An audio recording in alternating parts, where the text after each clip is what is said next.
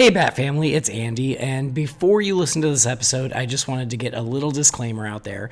You see, Brendan and I recorded this episode a few days ago, almost a week ago, and in that time, some news has happened, some things have changed. So, if you are listening to this and we talk about something and you go, wait a minute, that's not true anymore, things are different, that's why.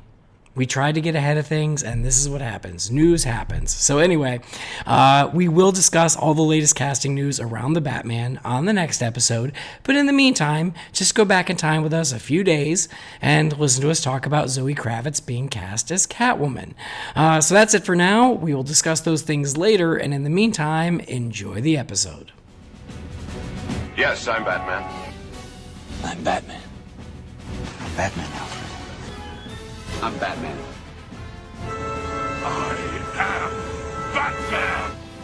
I'm Batman. I'm Batman. Greetings, Bat Family, and welcome back to Holy BatCast, brought to you by Real Fans for Real Movies. Please visit our website, holybatcast.com. It is your one-stop shop for all things Holy BatCast, but don't worry, you can find us on all the other websites where you spend your time. That is Facebook, Instagram, Twitter, and YouTube. Just search for Holy BatCast. You will find us. Just like Tigger, we're the only one. If you love the show and you want to support the show, you can do that on Patreon. You can go to patreon.com/holybatcast. If you don't do it, it's okay. We still love you. But if you do it, we love you even more. And then I owe you real life hugs. So, I don't know. I give good hugs. Anyway, do that if you want. If you don't, it's cool. All good. We're part of the Real Fans Podcast Network. If you want to check out all the other shows that are part of the network, you can do that at rf4rm.com.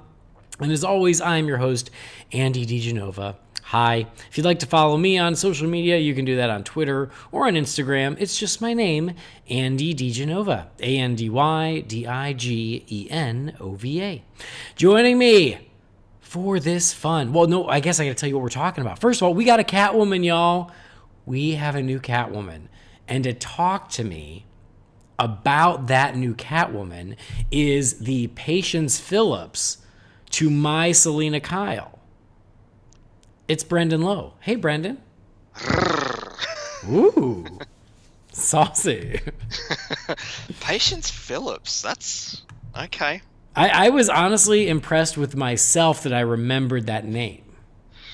Yeah, we all tried to forget it. Because I realized, I'm like, oh, my brain is going down this street. And I was like, wait, brain, do we even know the punchline to this?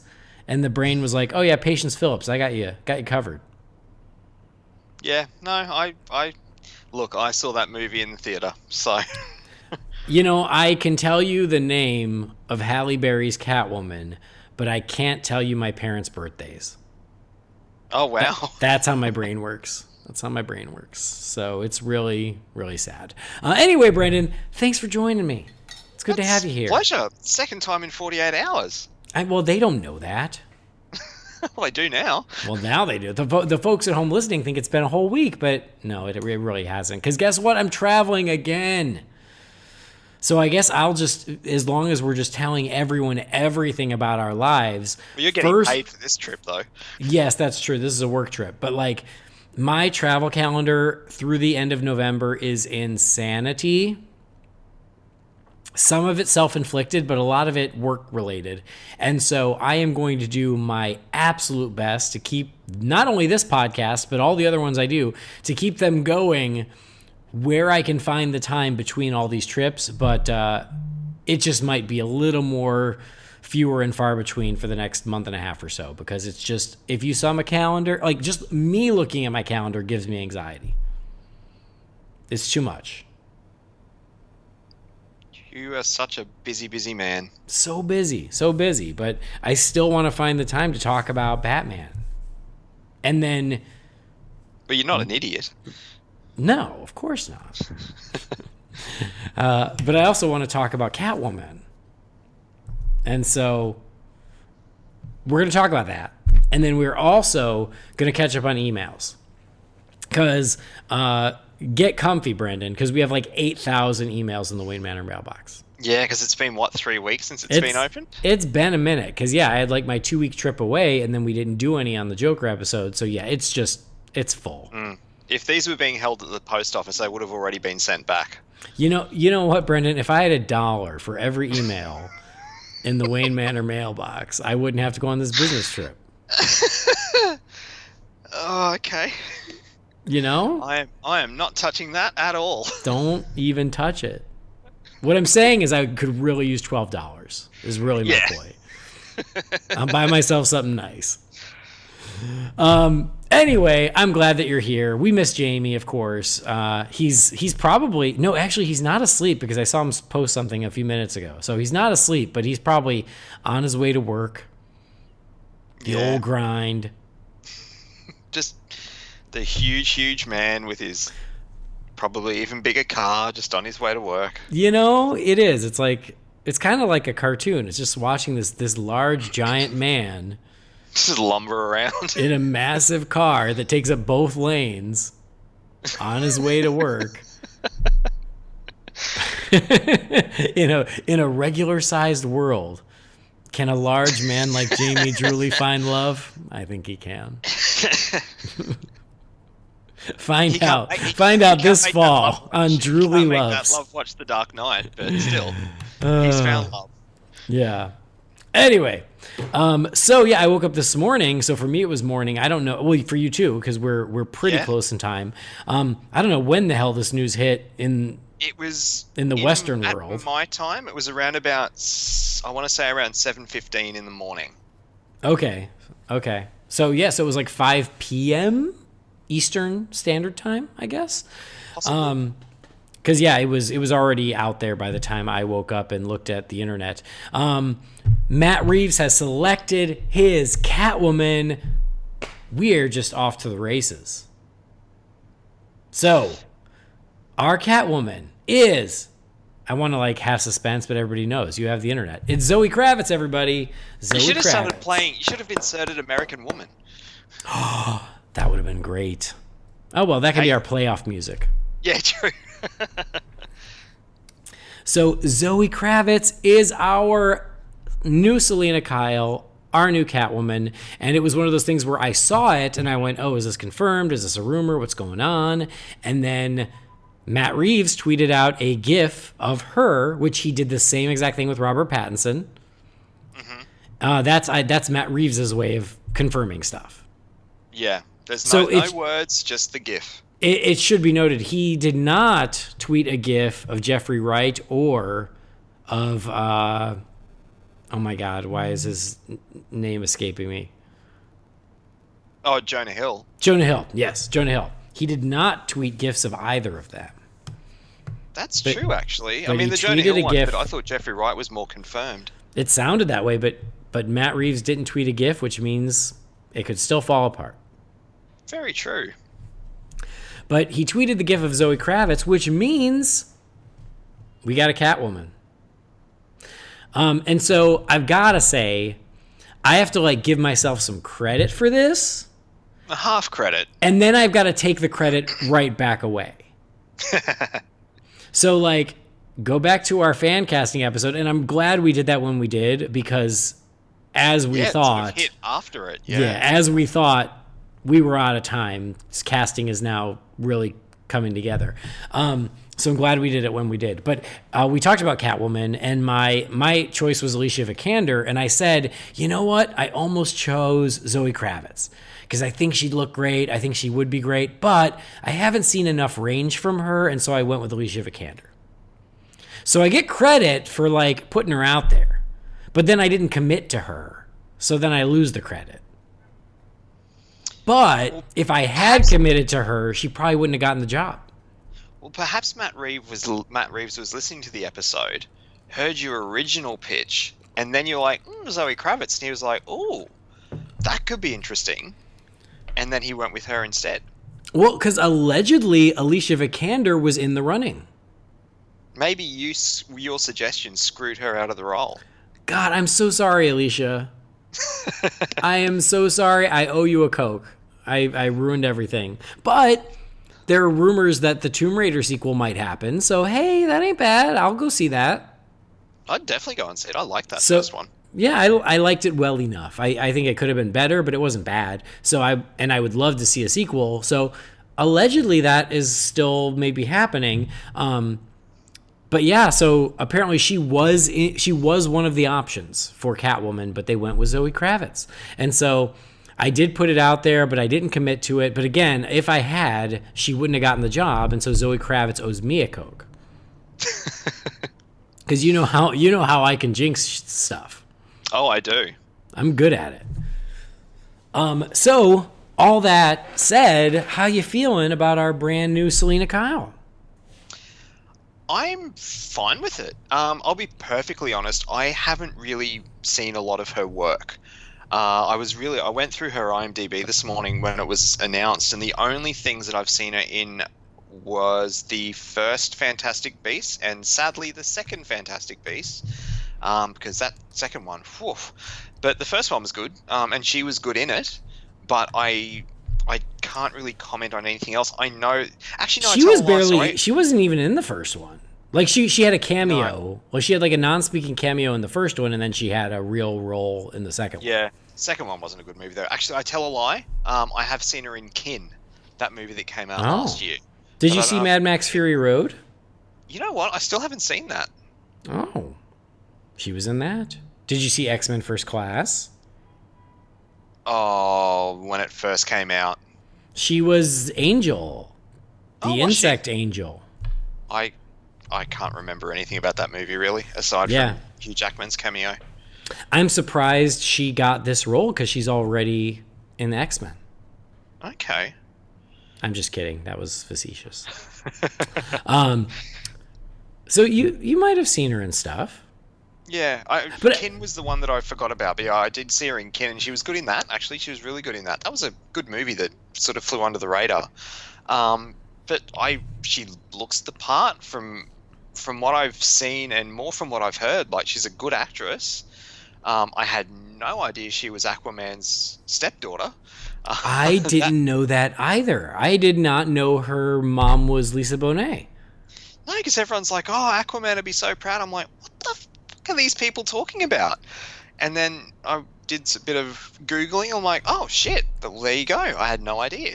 So that's like a bit of a cool connection. But no, I think she'll do a good job. And honestly, from what I've seen and heard, this is one of the best in terms of fan reaction. I know there's probably people out there, and I'm just speaking from what I've seen. I've seen probably 99% positivity. Mm-hmm. Yeah. The only racist asshole I've seen is our friend Jeremy Lloyd.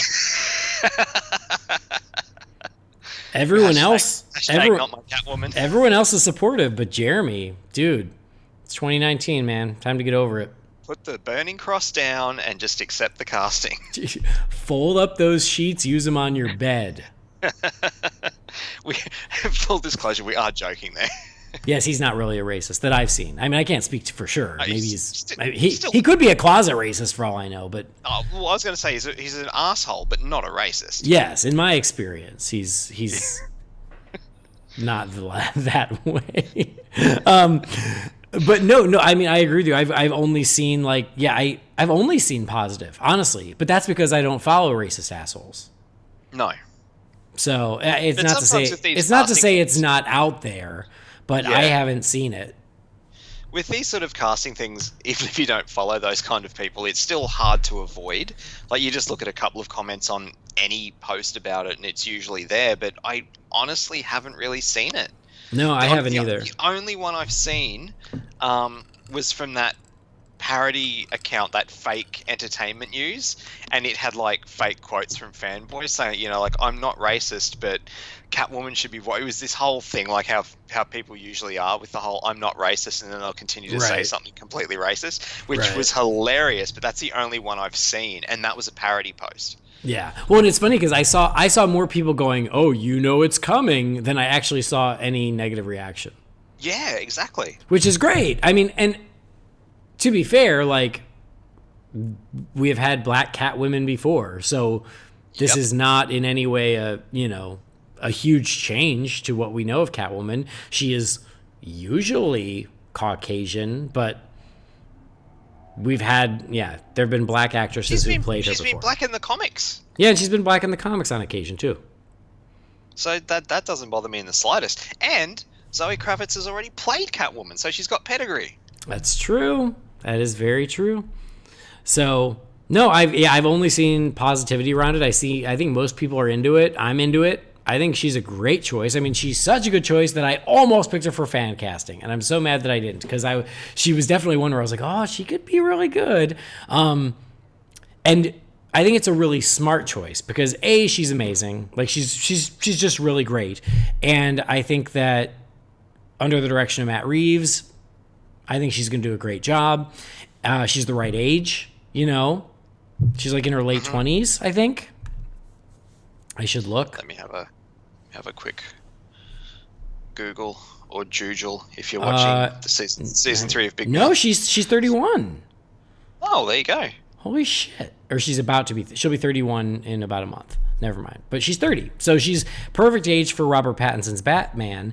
And the point I really wanted to make is that she is someone who has been on the precipice of superstardom for a few years now.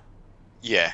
She is just right there. And it's so smart to grab her now. And then this is what's going to do it. This is what's going to launch her into being from a really well-respected young actor to being a superstar. Mm-hmm. So I hope she's ready, because the world's about to be your oyster, Zoe Kravitz, and I'm here for it. No, I think it's a great choice. I think she's going to be awesome. And also, just to put it out there, I think she's a really good actor. I think that she will be great in the part. I respect her as a human being. I think that her interests are great. I respect who she is, and I want her to know that. But aside from all of that, I want to point out she's incredibly attractive. Not the words you said to me before, but so I just want to say, aside from being very talented, she's going to look amazing in the Catwoman outfit, and I can't wait. I think the word you used before rhymed with trucking cot. Yeah, that sounds like something familiar that I may have said earlier. Yeah. I will say this. Watching Mad Max Fury Road, there is a whole bunch of women, and they're all being led to escape by Charlize Theron's character. Like, that's the whole premise of the movie, is that Charlize Theron is like leading this group of women to escape this evil dictator guy. And so there's like 6 of them, maybe. But there's a bunch of them. And watching that movie, my eye just kept going to Zoe Kravitz. And I was just like, who's that one? I want to know more about that one. And I even like looked at the credits and I was like, oh, that's Zoe Kravitz. I'll be damned. Because even then, she stood out. So, wait, did you do like a Jack Napier Joker? Like, stop the press. Who is that? I may have, right in the middle of the theater. Jesus Marimba. That lovely creature like that walking around could put steam in a man's stride. So anyway, I think it's awesome.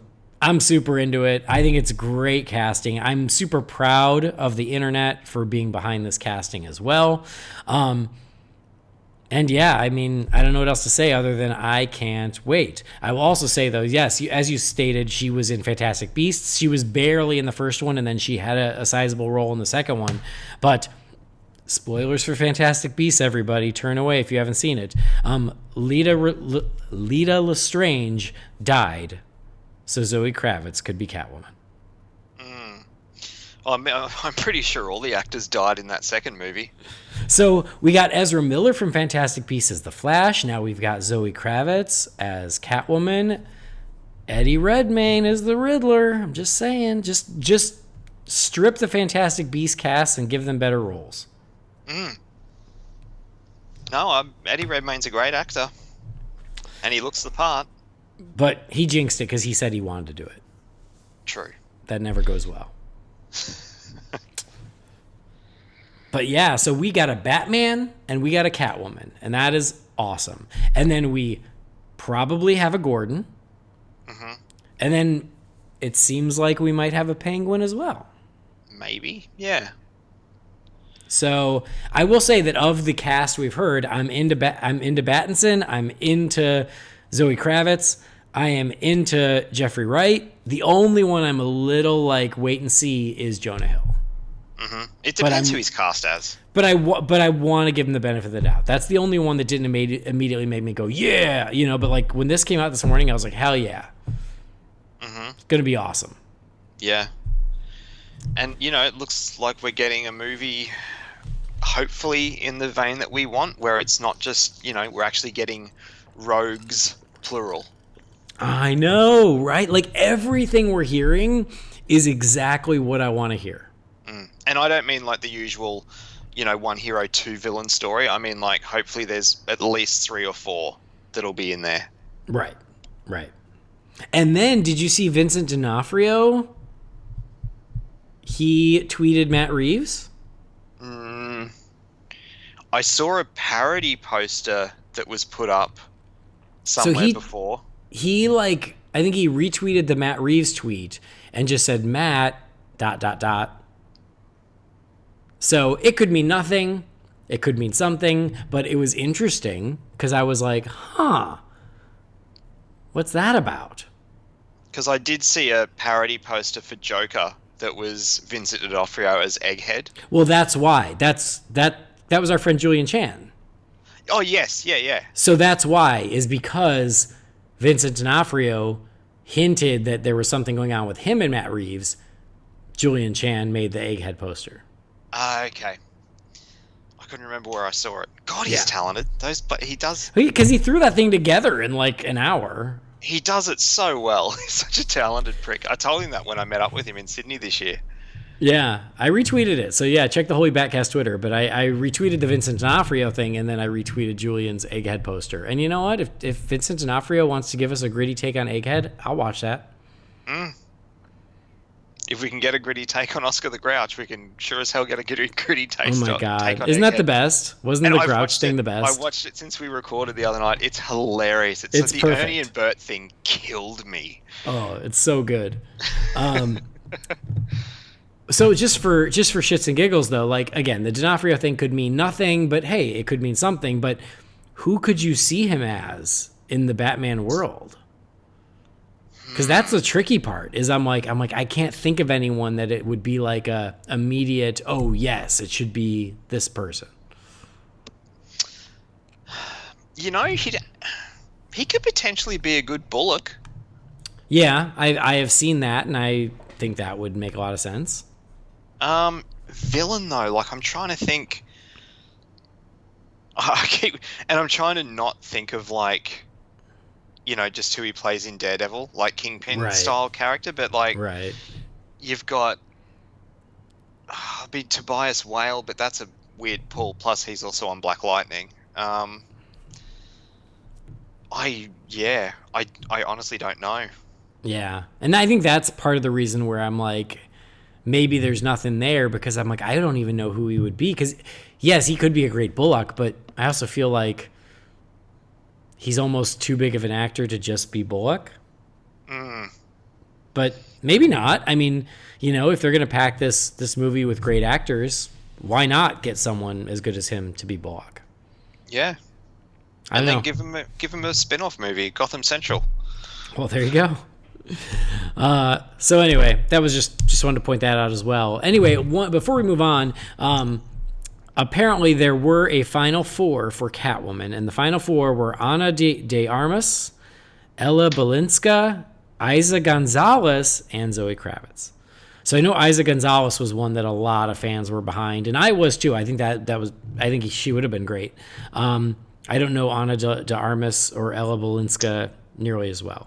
The Ana Gonzalez was Isa Gonzalez, was it? Isa Gonzalez was Baby Driver. Baby Driver. The other one you just said, she's in the new Bond movie, I'm pretty sure. Oh, really? Yeah. Well, that's why you're here, because you'd know that better than me. What was her name again? Ella Balinska or Ana de Armas? That one. Oh, okay. Let me have a quick check. I'm sure she's in Yeah, she is. She's in No Time to Die, Oh, cool. playing Paloma, apparently. All right. But I'm not sure of that other name that you just said. I don't know who that is. Yeah, I don't either.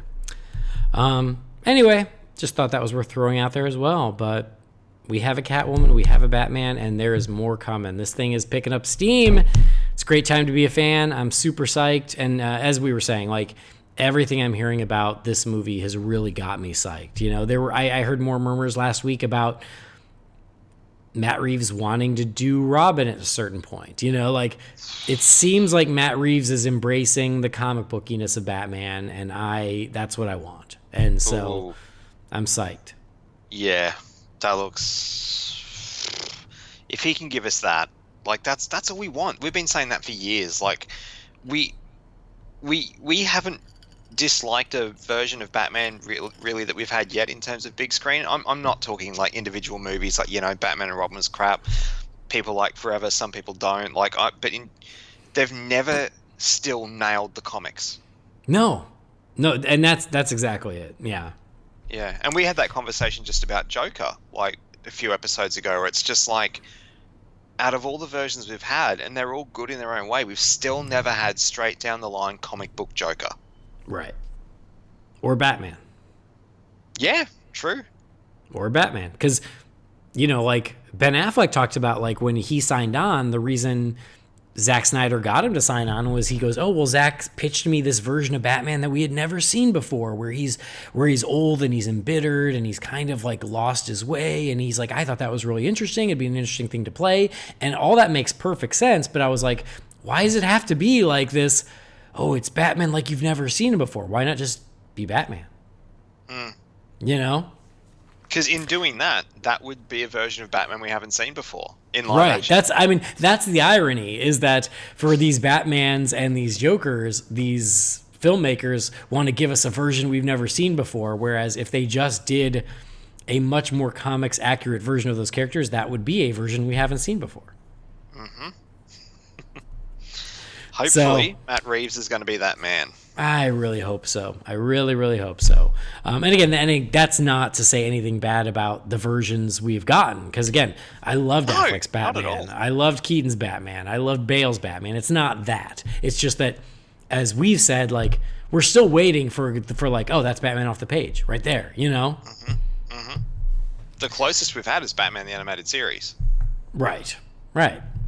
So anyway, super psyched for Zoe Kravitz's Catwoman.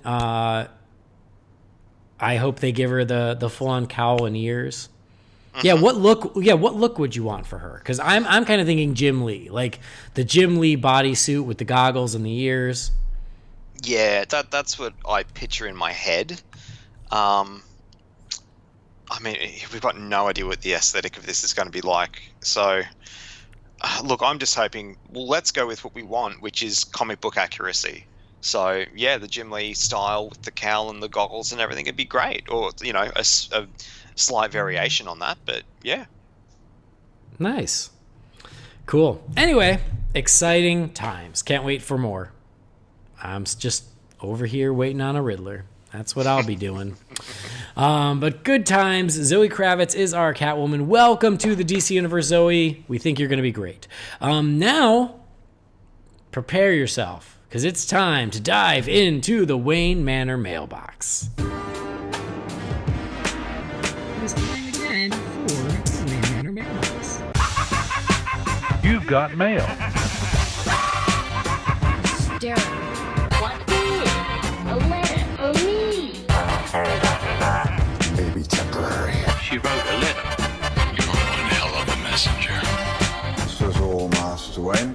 Here we go. First one here is from Tommy Sanders. It says, hey guys, how do you think Marlon Wayans' Robin, his Robin costume and look would have looked in Tim Burton's Batman 3?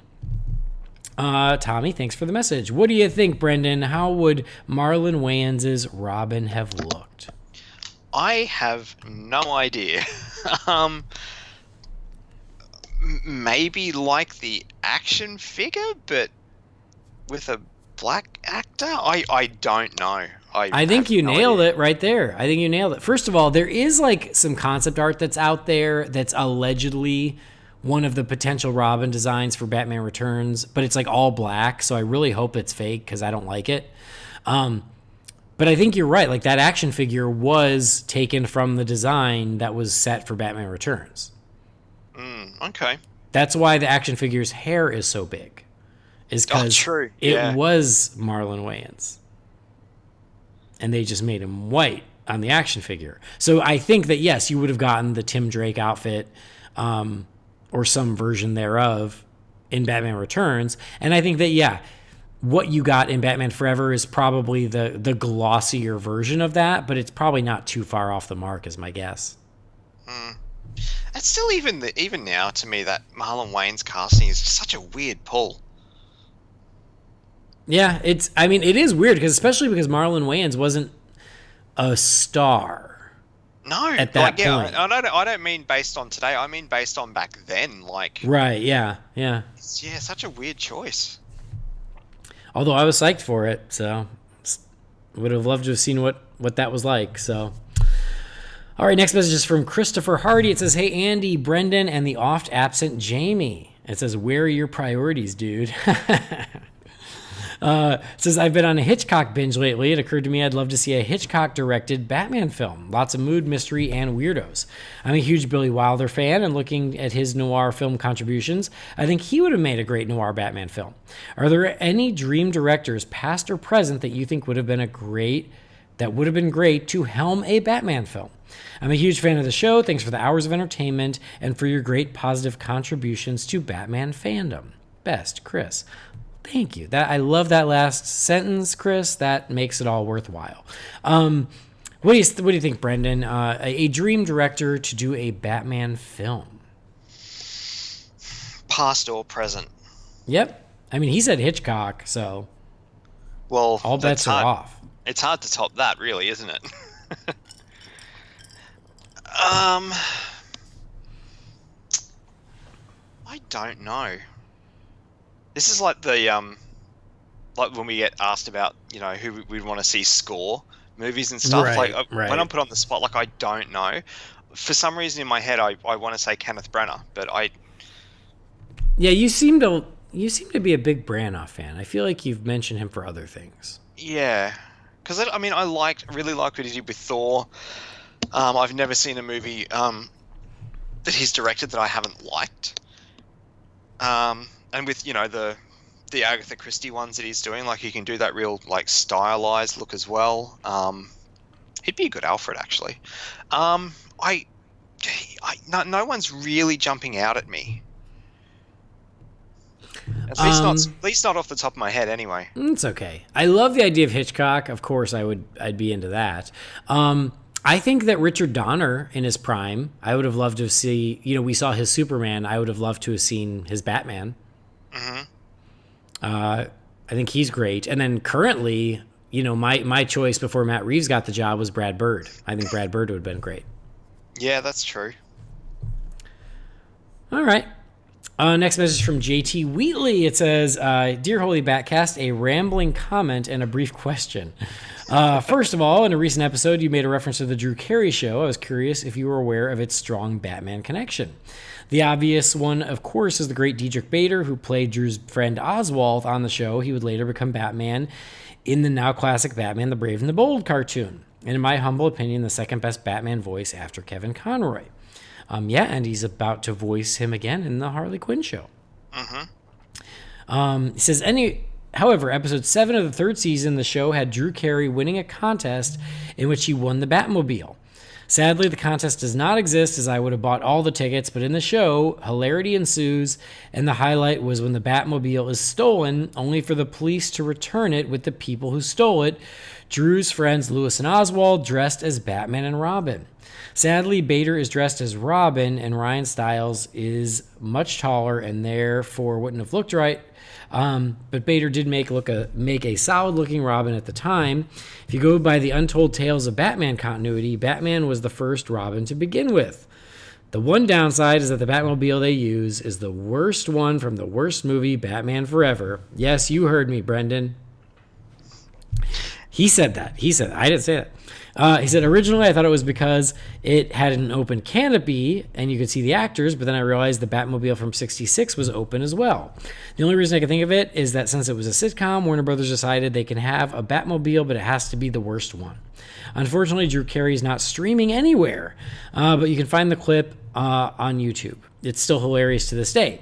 After that rambling comment, here's my question. What's your favorite use of Batman in another show or medium like this? Keep up the great podcast. I can't wait to hear your answer. Thanks, JT. And no, I totally remember that episode because anything Batman got my attention, and I loved Drew Carey show. So I loved that. And yes, I definitely remember it was the Batman Forever Batmobile. And my Without guess the is... canopy. They took the canopy off of it. Do you remember this? I had totally forgotten about it until you were reading the email, and it started to sort of trigger a memory, so I just did a bit of a Google image search. I can vaguely remember it, but yeah, it's the Batman Forever Batmobile, but they took the canopy off, so it is open air, like an open top car for this, yeah. Yeah, I remember, and again, my guess at the time, because I even was like, oh, why the Batman Forever one? And my guess is it was just the most readily available, because they were shooting on the WB lot, and it was probably the one that was just easiest to pull out and use. Because I think it got used in multiple things, like that. It got used in I want to say it was the remake of Arthur. Yes. It got used in that as well. And I think it was in maybe Looney Tunes Back in Action. Oh, that sounds familiar. Or it might have been the Kilmer. I know it was the Kilmer suit, but I can't remember if it was that Batmobile or not. But it got used quite a lot, like well and truly after Batman Forever had come out as well. But I think because I know they only made one Batman and Robin Batmobile, and they wouldn't have been able to use the '60s one back then because it would have still been owned by Fox. Right. Yeah, I agree with you. I feel like they used the Batman Forever one as like that was the one they lent out because it was just easy to. Yeah, and in terms of, I think, the ones that were mass-produced, it was still the newest. Right. Quite unquote, yeah. All right, so the question, is there a favorite Batman usage in a non-Batman movie or TV show? Geez, so far 2 for 2 are really making me think. I'm not saying it's a favorite, but whenever I think of that sort of thing, I do think of that little brief moment in Looney Tunes Back in Action, because that was the first time, really, I'd seen a live-action Batman in quite a while when that came out, even though it was just a little quick cameo. I actually didn't mind it in Arthur, because from memory he wore the Kilmer Panther suit too in that. I feel like he did too, but I never saw that Arthur, so I remember seeing pictures of him in the suit, but that's all I know. Yeah, I can't think of anything else. You need to start sending me these in advance so I can think of answers instead of just going, yeah, I'm not sure. But they're the ones that just jump to mind. Right. No, I mean this one is a tougher question because you have to think of, when did Batman show up in something non-Batman, you know? So the ones that jump to my mind, and again, I don't know if they're the best, but they're the ones I think of. I think of Ready Player One. I really liked the Batman nods in that. And then I love in Gremlins 2 when that gremlin turns into a bat. Yep. And he flies out the wall and leaves the bat symbol. Yep. I love that too. Actually, I just thought of another one. It's not as direct, but I remember I think I was 14 or 15 when this happened. In an episode of Friends, they're all going to a benefit, and I think I can't remember if it's Chandler or Ross, but it's both of them. They go to a place where you can hire suits worn by celebrities, and one of them was really excited because he had Batman's suit. He hired a suit that Val Kilmer wore to a premiere, and then the other one came in wearing a suit that Pierce Brosnan had worn. So they were a whole one-upping each other. One was wearing Batman's suit, and the other one was wearing James Bond's suit. I remember really liking that. Oh, okay, cool. So good question, and we got some answers, but yeah, you're right. That was a little tricky one. Next message is from Nicholas Zednick. It says, "Hey, Andy, Brendan, maybe Jamie. I've been following the podcast for quite some time. I'm glad to say you've been a huge inspiration in what I'm trying to accomplish with my Batman podcast. I'm doing, it's the Vigilante 1939 podcast. Thank you for all you do in bringing the most bat fun possible to the greatest fictional pop culture icon of all time. Here are my questions. Number one, do you think we'll ever see a live-action Batman movie that doesn't have Bruce Wayne as Batman? Or do you think the mainstream audience is conditioned to always expect Bruce Wayne? Would you even want to see it? Number two, if there's one ending from any Batman movie, how would you change it? If you read this on air, thank you so much, and hope the fall season treats you well as the holiday season rapidly approaches. Your pal, Nick." Nick, thank you for the message, and yeah, I read it on air. I guess I did. Okay, what do you think, Brendan? Do you think we'll ever see a Batman movie where Batman is not Bruce Wayne? I hope not. What would be the point?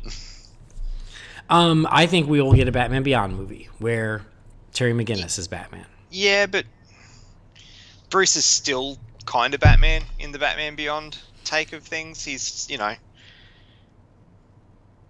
I mean, yes, but the thing is that there's not a lot of comics continuity of non-Bruce Wayne Batman. Yeah. You've essentially got Terry McGinnis as Batman Beyond. You've got when Dick Grayson took over the cowl for a little while, and that's kind of it. You've got future Batman, which is Tim Drake, but there's Jean-Paul Valley Batman for a while there as well, but they're all just temporary. Well, but Jean-Paul Valley wasn't even a year. It was really quick. Yeah, they've all just been fill-ins. Yeah, so I guess it's not like Spider-Man where it's Miles Morales was Spider-Man for a lot of years. It wasn't like that. So you don't have as many options for Batman. No. So would I want to see it? Not really.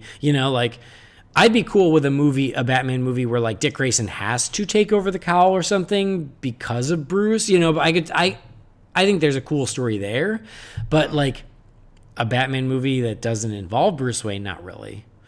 Yeah, and that's why I didn't think of Beyond, because he's still heavily involved. Right.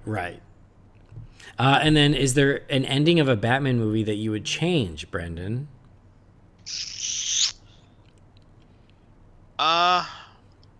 I'd probably go back to 89 and not kill the Joker. Oh, that's a good point. Yeah.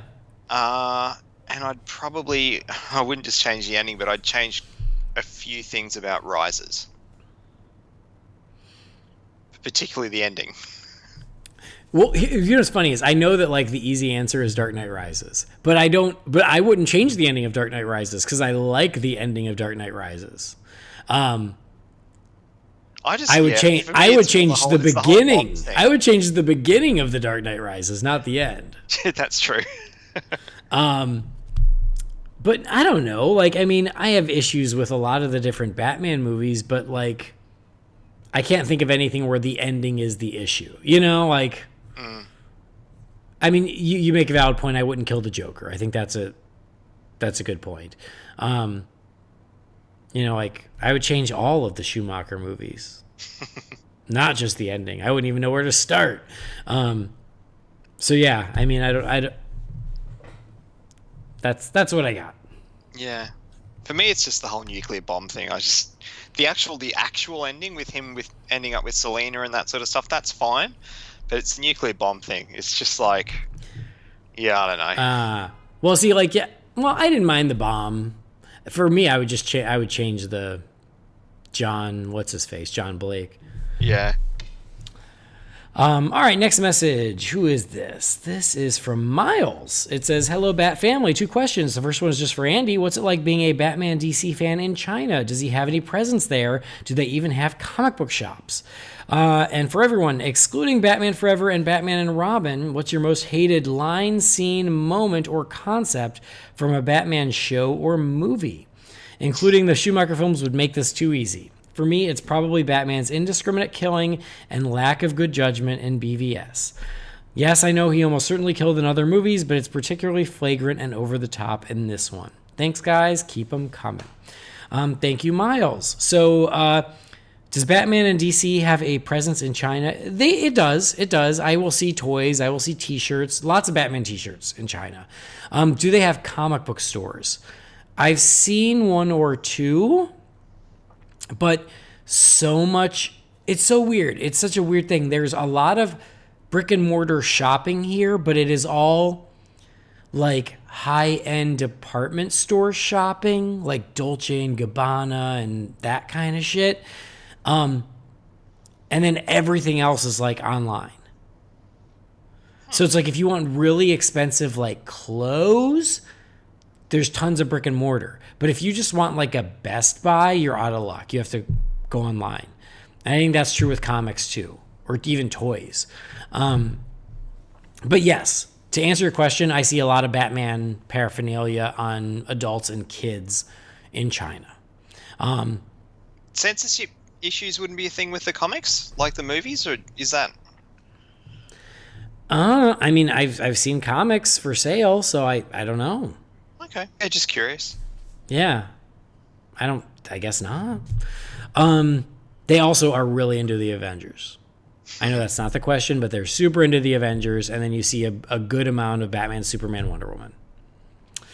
And then a hated line, scene, or moment from a Batman show or movie. Brendan, do you got something? Specific scene.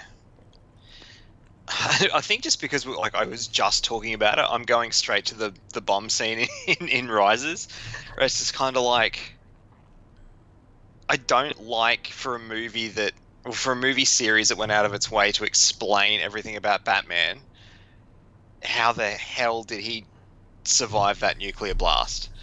And it was just so convenient that it's just like, oh, it's far enough away, everyone's fine. Like, there'd be fallout like crazy.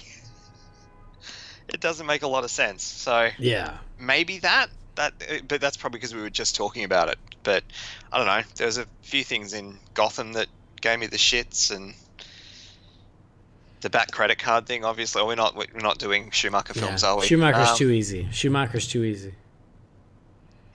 Yeah, that's all I can think of right now.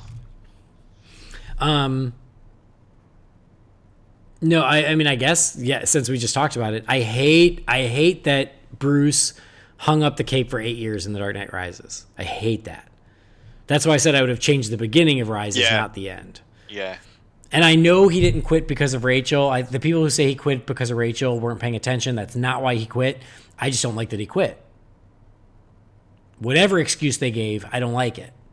Because it means that he was only Batman for a little tiny bit before he retired. If he had been Batman for 8 full years and now he's a mess and Rises, it actually makes the movie better. I don't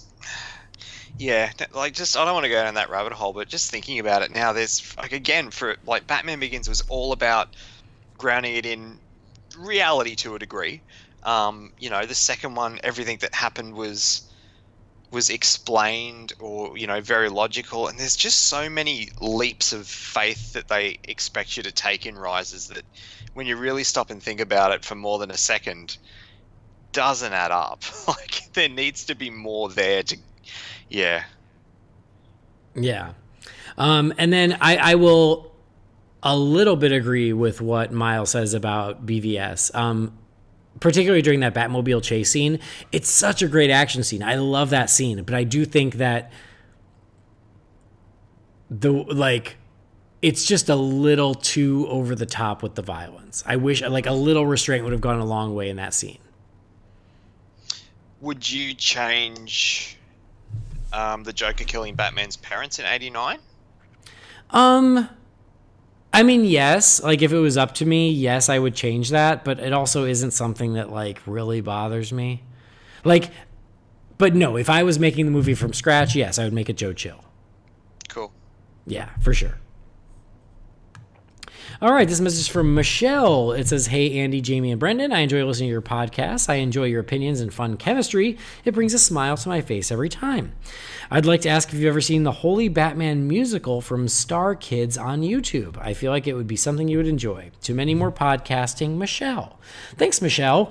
I have not seen that. I'm not familiar with it. Brendan? No, I've never heard of it. Me either, but maybe when I get bored at work, I will look for it. So thank you for the lead to keep me from doing my job.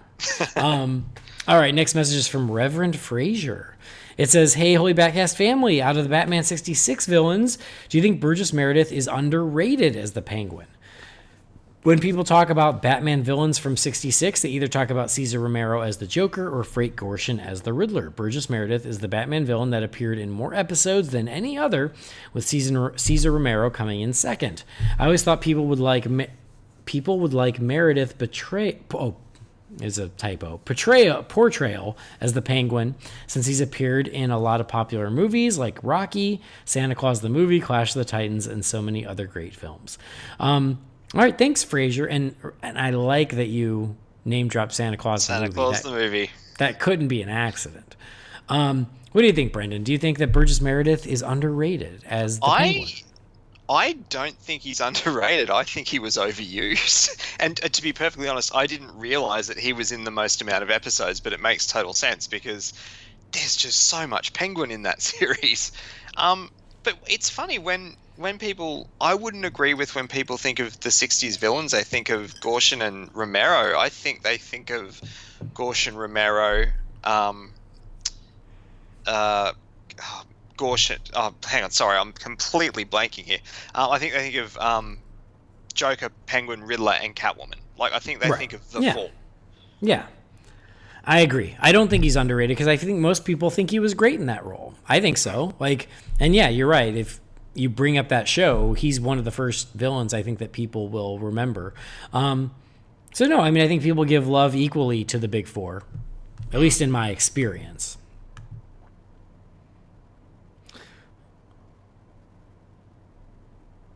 All right, next message here is from Stephen Marshall. Hey guys, I love last week's episode on the Batman serials. Oh, so you can see how long these emails have been sitting here. It's been a while, yeah. It says, I never watched it myself, but I'll give it a whirl now that I know that it's free on YouTube. Now that you've done it, would you do the Superman serials? I knew that's where you were going, Stephen. I knew that's where you were going.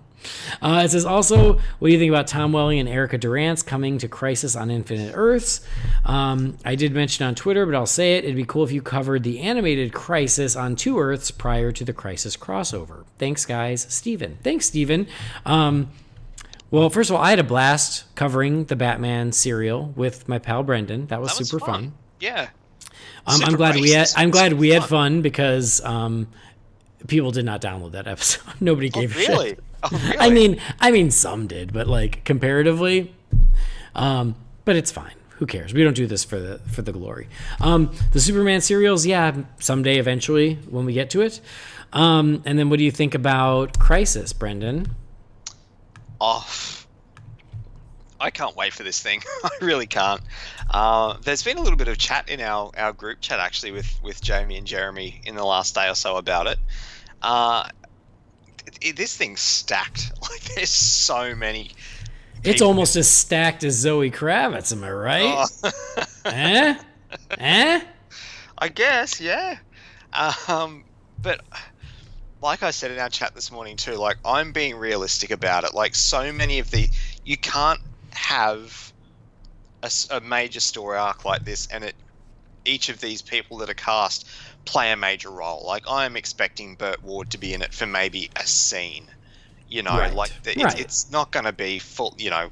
I just hope people's expectations aren't too high for the involvement of some of these characters. But yeah, I'm thrilled to see Tom Welling back. I don't know if it will happen, but it would be great to see a scene with him in the Cape along with, you know, the 2 other Supermen in that world.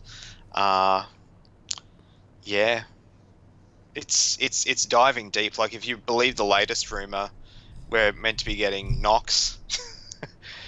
Rob Paul coming back as Knox, you know. And I wish some of this stuff would have been like, it was fun at first, and now I'm like, well, now I feel like I know everything. Yeah, like that photo that got released the other day. Yeah. That's the one where I'm like, I would have loved to have seen that on the show and not right. known. Like the first few announcements, cool, build buzz, but like, I just wish some of this stuff would have been kept secret. Because now there's talk of Justin Hartley being in it as well. Yeah. Like, there are so many people. Like, it's cool. Like, bringing all these beloved versions of the characters and different that we love all together and making them all, I guess, all tie in together. It's Infinite Earths, it's Crisis. So it's awesome, and I admire what they're doing. I just really hope they can stick the landing. Yeah, for sure. I'm psyched to see Tom Welling and Erica Durant's back. I love them both. I loved Smallville, and I think they were great as Clark and Lois. Erica Durant's, maybe this is a hot take. Hey, it's not where I was going this time. Erica Durant's, I don't know if this is a hot take, she's my favorite live action Lois Lane. No, I think I see that a lot, actually. God, I just thought she was so good. So yes, I'm thrilled that they're back. And I am super bummed that it seems like Micah Rosenbaum's not back, which is a bummer. He's out. That sucks. Anyway, next message here is from the Zach Man. It says, hey, I was wondering, do you think the Snyder Cut will be released in 24 years since it took 26 to get the Donner cut of Superman 2? Thanks, Zach Man. What do you think, Brendan? I don't know. I got crucified the other day for when Zach released that image last week about another thing that could have been, where I was just like, look, I would have loved to have seen this movie as much as anyone, but this needs to stop. I got cut down online for saying that. So, oh, really? Yeah, on the Real Fans page too, funnily enough. Oh. But yeah, I'm just like, would I love to see it? We've had this conversation a million times. Would I love to see it? Yes, of course I would. Do I think we ever will? Probably not. Do I think people should just start to move on a little bit? Yeah, I do. Yeah, I don't know how to answer this. I'm kind of getting to the point where I think that yes, eventually we'll see something. I just don't know what that will be or when, and so I have no idea. I'm getting to the point where I'm like, just release the damn thing so everyone can move on. Yeah. Release whatever you have. Don't spend a penny on it because that's what the fans say they want. Release what you got, and just everyone can move on with their lives. It's been 3 years since BVS. It's been 2 years since Justice League. What happened. It's just the same conversations every day. Yeah. You just get a little sick of it. But like I said, I'm not against Snyder. I'm not a Snyder zombie or anything either. Like, I would have loved to have seen him have full creative control with his vision and Warner Brothers not meddle with it, but that's not what happened, and it sucks, but that's show business as well. Right. So, we'll see. Moving on. We have a million of these, Brendan. This from Aaron Chavez. It says, hey, Andy, Brendan, and Jamie, I'm listening to the podcast. I was wondering if you remember your first Batman comic. I'm not sure if you've done this already. Anyway, here's mine. I was 5 years old in 1982. My mom wanted to get me a comic to keep me distracted while she was shopping. She grabbed Batman number 349. Not sure why she chose it, considering the cover title was Bloodsport. Dick is at college and gets bitten by a vampire. I still have the comic all these years later. Its cover's torn. It's not even held on by staples anymore. I don't remember the story for a few reasons. First, I was 5 and it scared me. And second, I think it was a mid-story issue. I haven't read it in decades, but knowing it's the first comic in my Batman bin is comforting. With technology now, I could probably go and read the entire arc. I shouldn't be surprised my mom got me that particular comic. I'm sure she wasn't paying attention. The same woman took me to see Cujo the next week thinking it was Benji or Rin Tin Tin. What are your favorite movies based around a dog? Just kidding. Keep up the good work, Aaron Chavez. Thanks, Aaron. Brendan, do you remember your first Batman comic? The one that comes to mind, now, this isn't accounting for when I was really young, if I picked up, whatever random issue from a book exchange somewhere. But the first one that I can really remember, and I've talked about it before, is the Batman Adventures #1. Still the greatest comic series of all time, in my opinion. And favorite dog movie's got to be Turner and Hooch. Great. The problem is when I fell in love with Batman, I got a bunch of Batman comics, and so I'm not quite sure what my first one was, but I want to say it was an annual. It was a Batman annual, and that It had to have been 1989, and the cover was Batman mostly in silhouette in a graveyard with snow falling.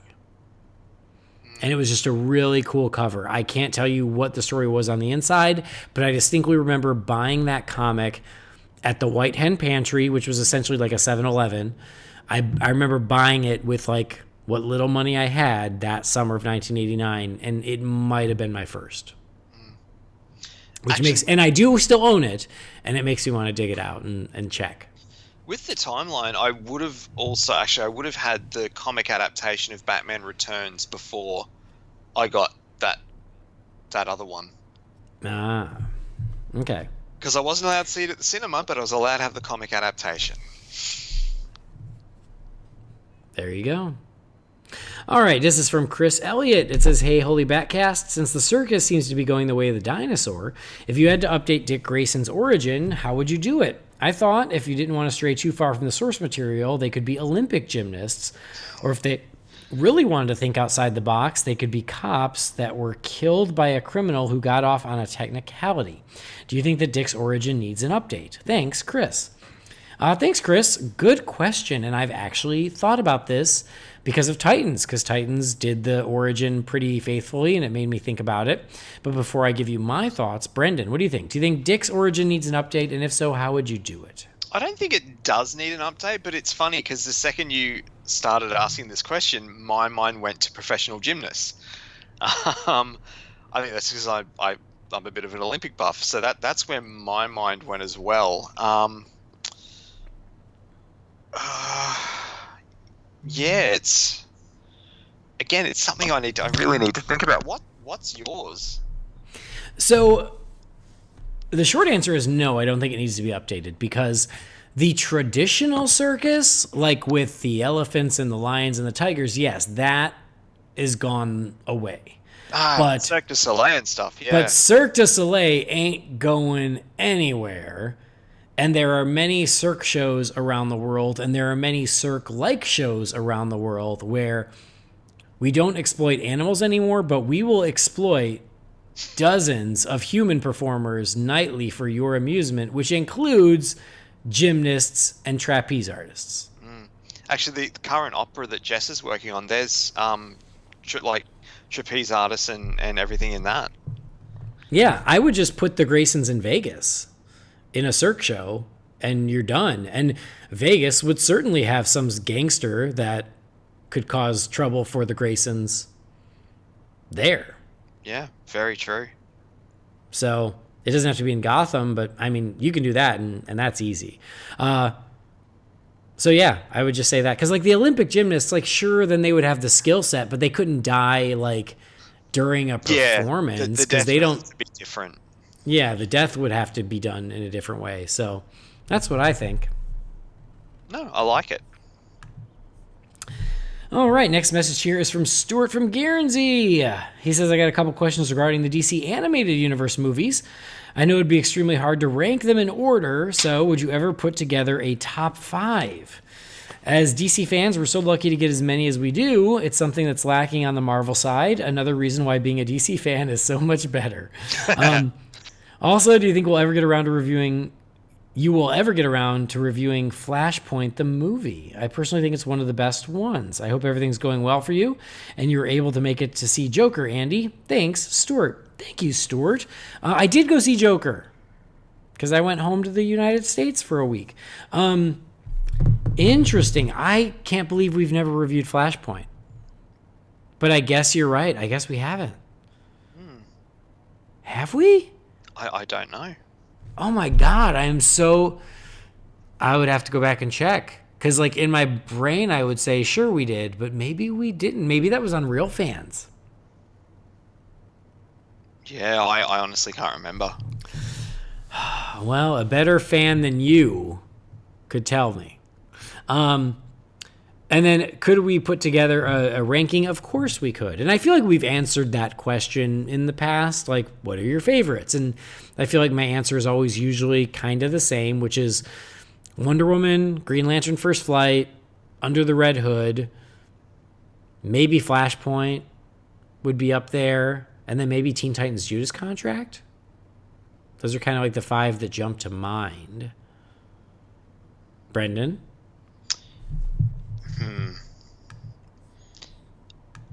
Definitely Red Hood.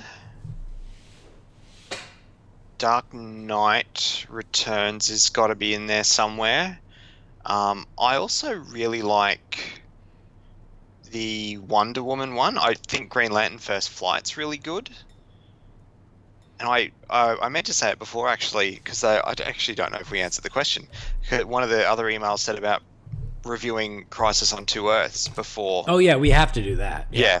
And that's one of, if not one of my favorite Justice League movies in that series. I really like that movie.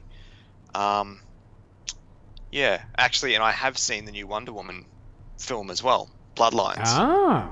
Because it hit the net last week. It's pretty damn good. Cool. That's good to hear. Yeah, I thoroughly enjoyed it. Awesome. Well, yeah. So there you go. There's some of our top 5, and that's off the top of our head. I can't guarantee that is truly my top 5, but anyway, we'll see. Next message is from our pal Robert Reinecke. It says, "Hey, I've noticed that Brendan has mellowed in his reviews of Batman Beyond, which leads me to wonder what's up. Is this really a Batman Beyond review segment, or is it an extremely sophisticated experiment to study the effect of Stockholm Syndrome on the unaware? If the latter, it's brilliant. Inquiring minds want to know the truth. You can tell us. We won't blab." Robert Reinecke. Thanks, Robert.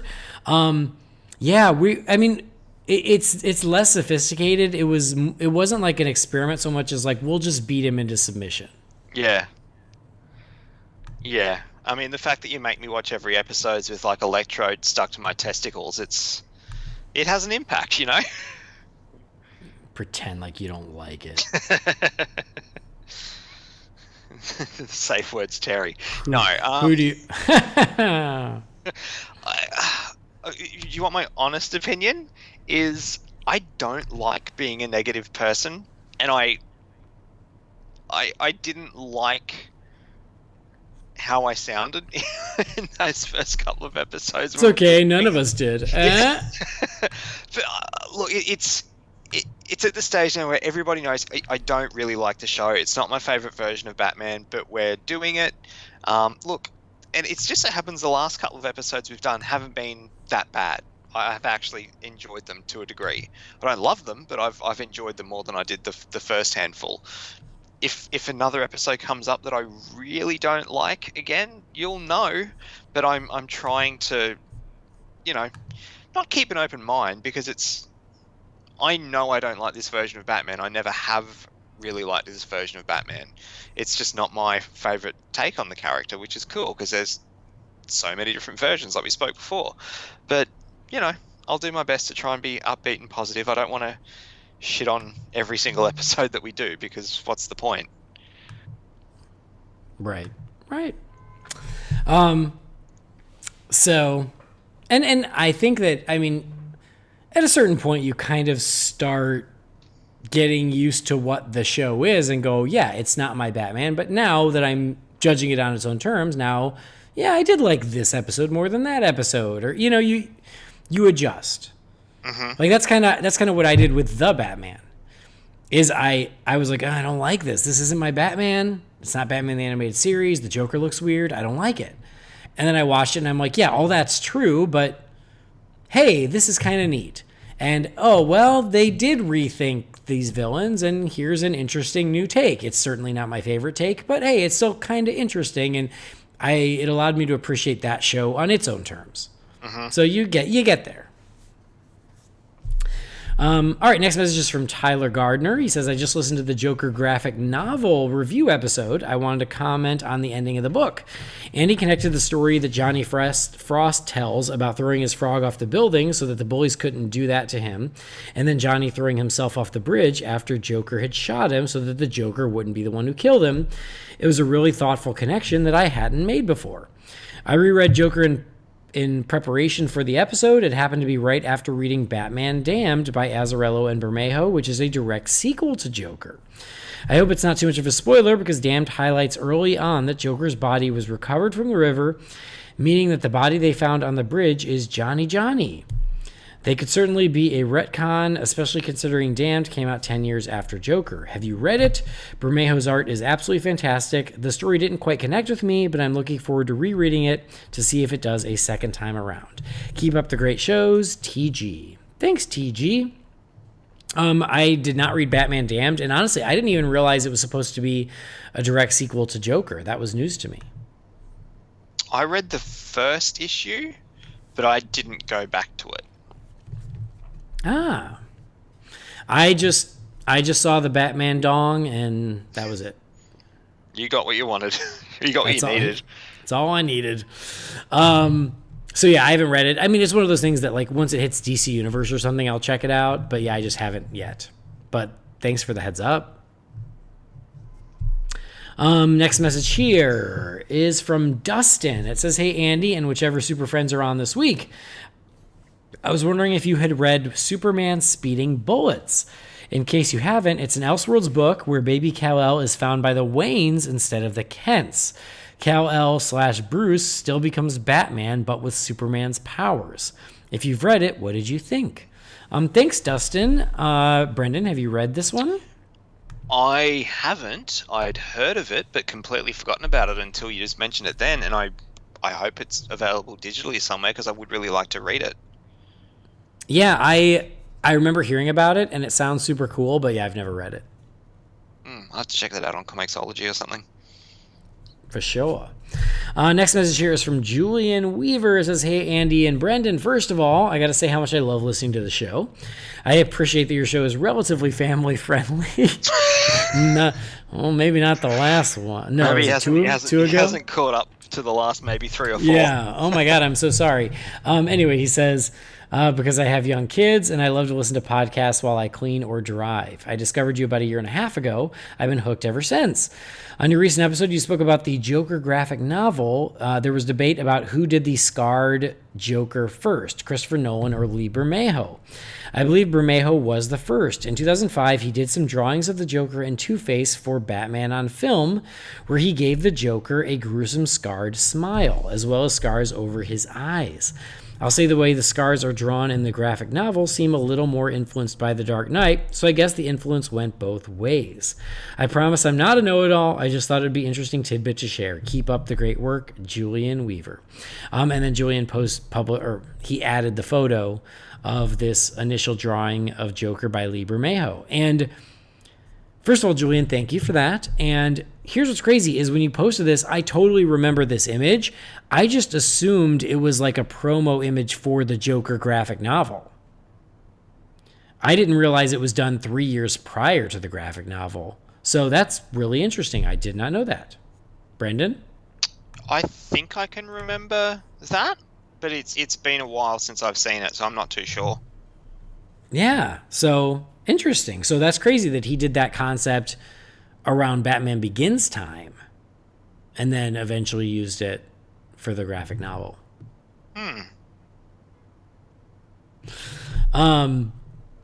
This next message here is from Marshall. It says, "Hey guys, I'm a first-time emailer and a first-time listener." He says, "I love the show, but my second passion is Inspector Gadget. Could you tell me what your favorite episode is and why?" Mine is when Penny saves the day and she helps Gadget go, go, go. I'd appreciate your reply to my question. Thanks, Marshall. Is that for real? You know, everybody's a Joker these days. Because I was going to say, that's every episode from memory? No, he's obviously being funny. My favorite episode of Inspector Gadget is the one where Inspector Gadget is bumbling the whole time and you never see Claw's face. Oh no, for me it's the one where it ends with Dr. Claw saying, "I'll get you, Gadget, next time." Oh, that's a good one. That's a good choice. Yeah. Hard to argue with that. Cool. Next message here is from Tom Stidman. It says, "Hey, Andy, Brendan, and whoever else. I know that you love many of the DCEU films, but haven't heard as much on the pre-Man of Steel films besides Batman. Which of the pre-Man of Steel films are your favorites?" My favorites are the animated Wonder Woman, Batman Returns, and Superman from 1978. I love the podcast, and I look forward to your thoughts.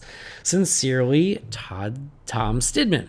Tom, thank you for the message. So, DC Films pre-Man of Steel, what are your favorites, Brendan? Well, obviously Batman Begins and Dark Knight are up there.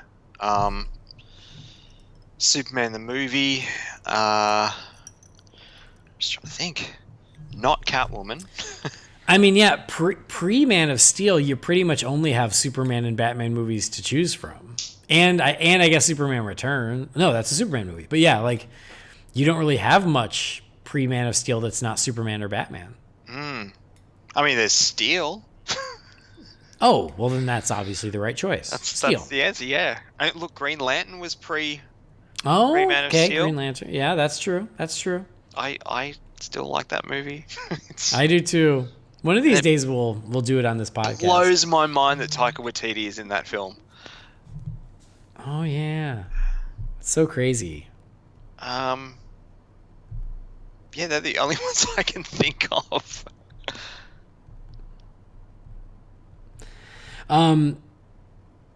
So I of course love Superman the movie. I love Superman 2. I love Batman 89. I love Batman Returns. I love Batman Begins. I love The Dark Knight. So yeah, you know.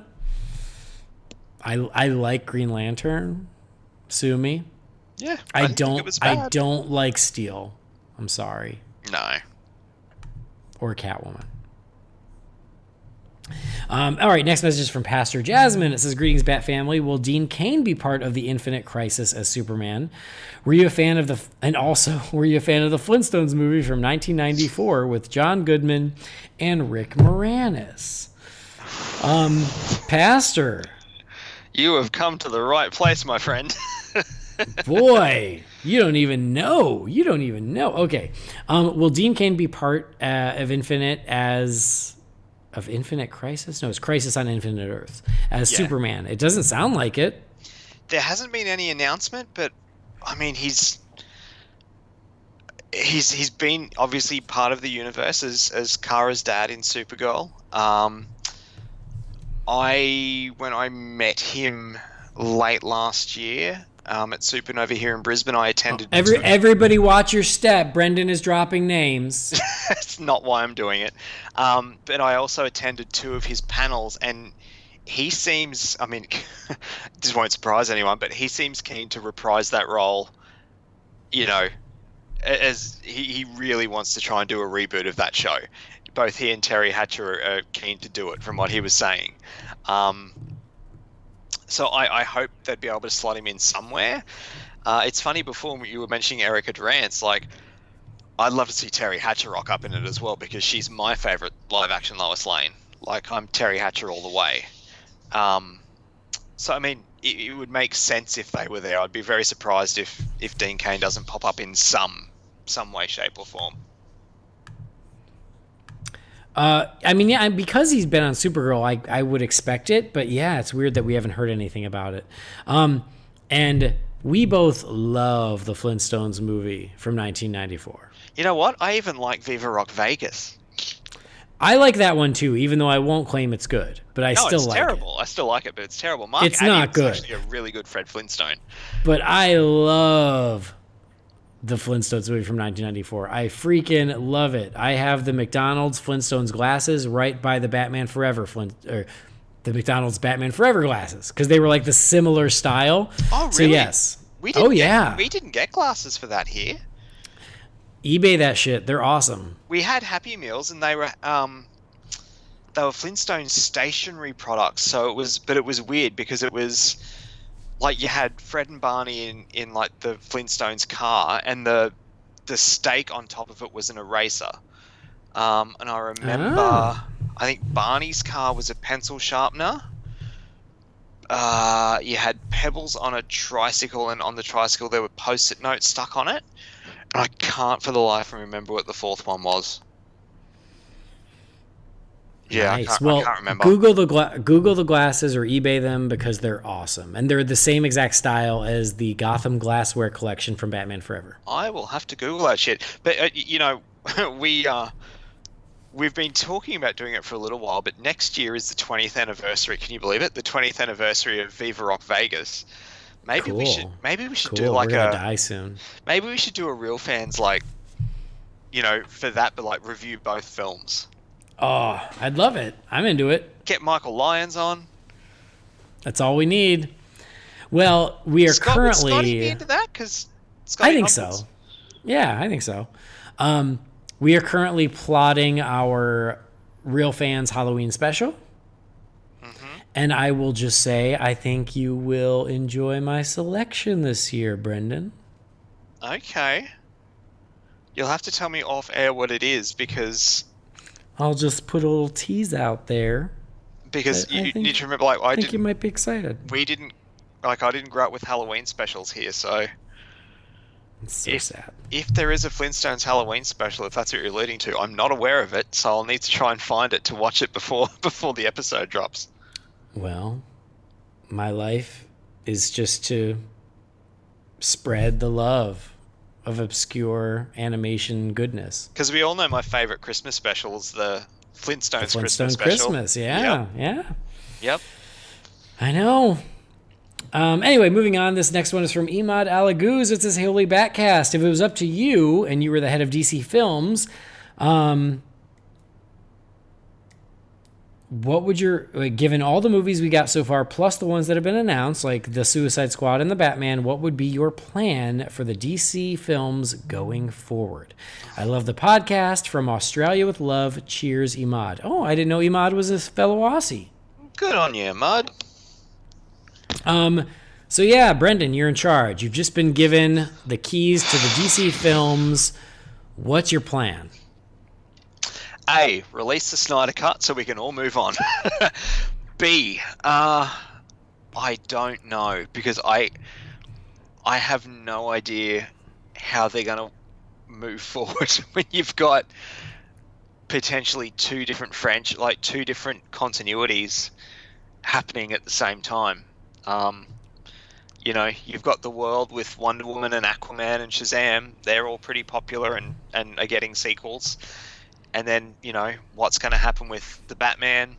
We'll wait and see. There's all this talk of JJ, now that he's with Warner Brothers, wanting to do something with Superman and the Justice League. Yeah, I don't know. I honestly don't know. All right. Well, I agree with you. Step one, release the Snyder Cut. And if I'm in charge, spend the $40 million, finish that shit off, release it. Release it. Step two, call Henry Cavill, sign him for another 3-picture deal, give him a proper Superman solo film. Yes. Get him back in. You can repair this universe. You're not going to have Ben, but you pretty much can have everyone else. True. What else? I'd really still focus on continuing to build trust before moving on Justice League 2. I would wait a minute for that, but I'd get a Superman solo movie out there, let Wonder Woman 2 do its thing, let Aquaman 2 do its thing, finally get The Flash out there, BT dubs, make Gotham City Sirens the sequel to Birds of Prey, get Natalie Dormer on the line, sign her as Poison Ivy, get Gotham City Sirens in line to follow up Birds of Prey. Just get this shit moving. And bring it all in. Get your Nightwing movie made. Get freaking Nightwing. All right. Next message. Who's this? This is from Kyle Refner. It says, hey guys, questions. Whatever happened to the interviews? I assume I speak for all listeners when I say we miss them. Have you considered going outside of the celebrity circle for an interview? Maybe you could snatch up some super fans. For example, Cosplay Chris. He does a lot of Batman stuff. He lives in Australia. Yeah, he's an Aussie. If I don't know him. I've never heard of Cosplay Chris. Should I? He does a really good Batman. That's cool. It says if you're ever looking for something to do on the show, just have Brendan walk next door and see what he's up to. He lives in a different state, but okay. It says obviously all Australians live next to each other. It says, also, are you experiencing excitement about all the mystery around the new Arkham game? I know you haven't played the others, but it's a new Batman story that's rumored to be written by Scott Snyder. If those rumors are true, would it be enough to get you to play through the series? As always, I look forward to your answers. Take care, Kyle. Kyle, thank you for the message. Interviews, those just happen naturally. Like, I don't seek them out. I don't go hunting for them. I don't harass famous or semi-famous people for them. The ones that I've done on the show have happened out of just happenstance. So I'd love to do more. I just haven't pursued them, and none have fallen in my lap, and so that's why.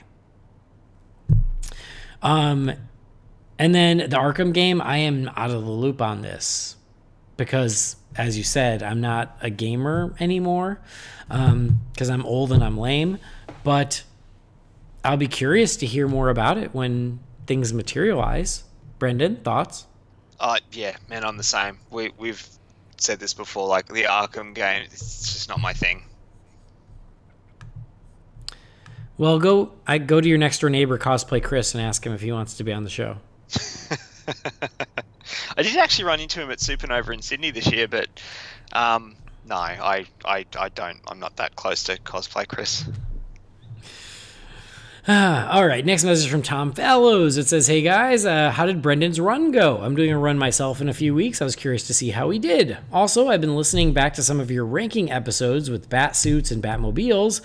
I was wondering if you would do one on your favorite bat caves. Anyway, have a great episode. Tom Fallows from Liverpool. P.S. Brendan, if you ever do another run, be sure to listen to Flight from Man of Steel. It's a good bit of music to run to. Well, I'll have you know that was part of my playlist. Nice. When I was doing the prep for the run, I made a Batman/DC playlist. I called it my Batman running mix, and I had it on Spotify and shuffle every time I did a training run for it.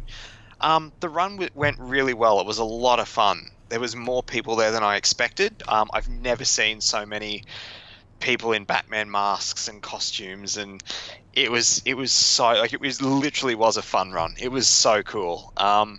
Jess and I ended up coming 300th and something out of around 500 people. So, you know, bit slower than middle of the pack, but, you know, we were up there. It was so much fun. And Andy can attest to this. I posted a shitload of photos on my personal page on Facebook and also on the Nightlight Facebook page. So if you want to jump on there and check them out, you can. But yeah, it was really, really cool. Awesome. Very cool. I'm just proud that you already had Flight on there. And then favorite Batcaves? Sure, that would be fun. I'm down for that. It's Chris Elliott again. It says, hey guys, I have a serious problem. I've been watching Pennyworth. It's a great show, but I'm disturbed by the idea of Alfred having sex. I keep picturing Alan Napier or Michael Goff, and it's not pretty. What can I do to get these images out of my head? The answer is simple. Picture Aunt Harriet having sex. So watch Pennyworth. Well, that's what he was saying. Yeah, but just watch it, because the women in that he hooks up with I'm happy Alfred had a very healthy sex life before his life of indentured servitude. Yeah, same. I'm happy about it. I hate to think that he was an 80-year-old virgin when he was Michael Goff. Next message from Grant Ingram. It says, hey, Andy, Jamie, Brendan, I've had the opportunity to see The Joker on opening weekend. I loved it. And then I felt bad about loving it. The film was really great. I'm interested to get your thoughts on one thing. What do you think was real?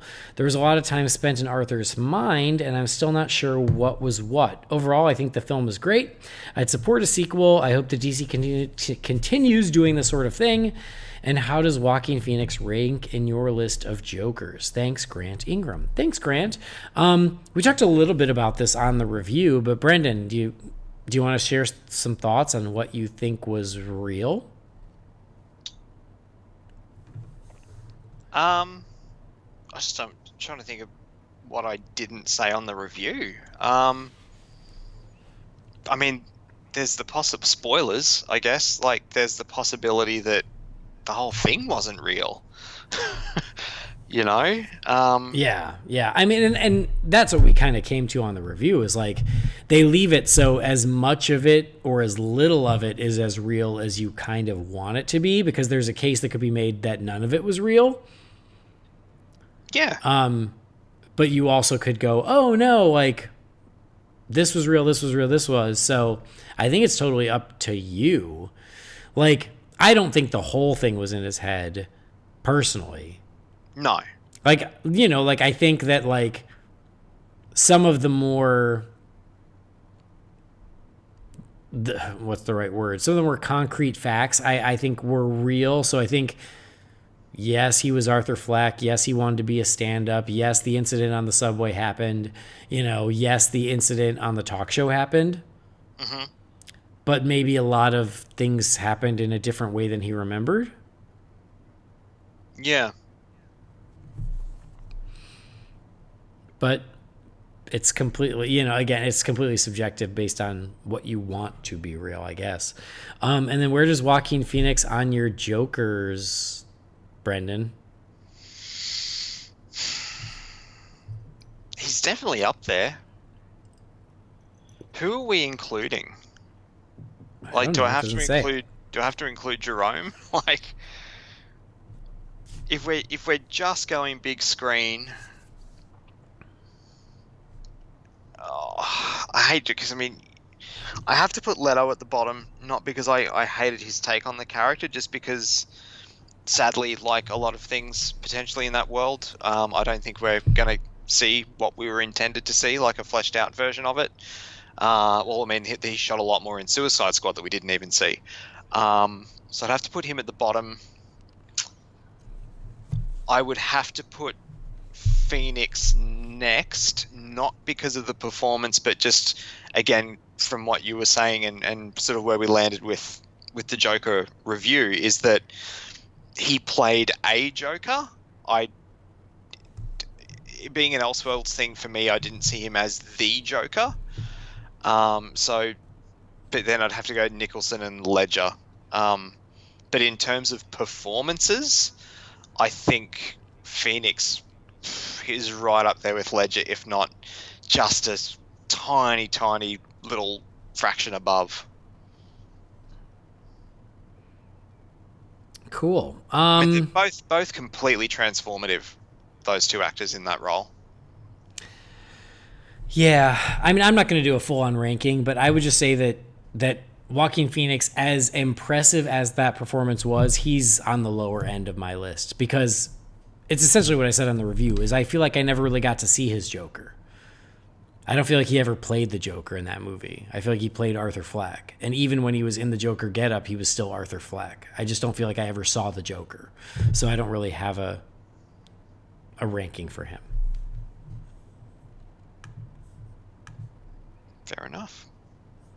All right, next message is from Julian. It says, hey guys, I was wondering what are your thoughts on Joker being 69% from the critics on Rotten Tomatoes, which is lower than Captain Marvel at 78%.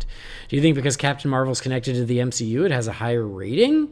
Or that they thought the Joker was too dark and violent? Personally, I thought Captain Marvel was boring and uninteresting, barely makes the middle tier of the MCU, which is why I ask. Thanks, guys. Julian, thank you for the message. Brendan, what do you think?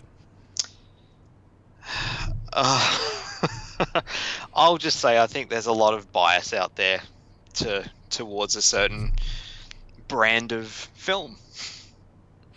Yeah. I'll just say, I mean, I don't want to make it like this versus that. I will say that 69% for Joker, I'm not shocked at, because Joker is a movie that takes some very big swings and makes some very bold choices.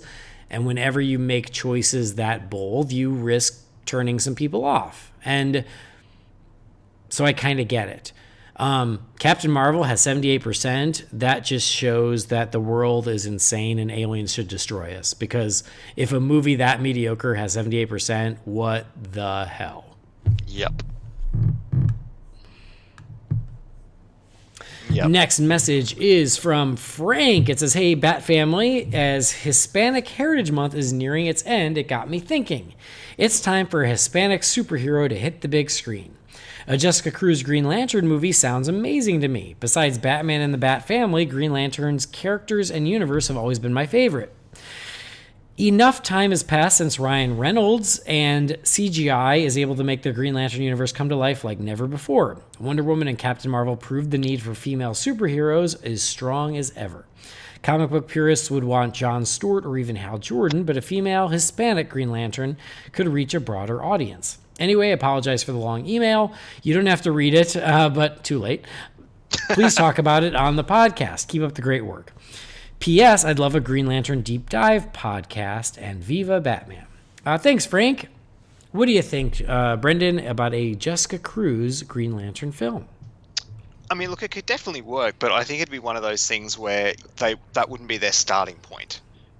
You would have that franchise start with a Hal Jordan or a Jon Stewart or both, and then obviously, you know, it is that sort of thing where you can introduce more of the core. And if Jessica Cruz is part of that, which she should be, and you know, is beloved or whatever, and is popular enough to justify a spin-off solo film, then sure. But I don't think that would be a starting point for a new Green Lantern film or series of films.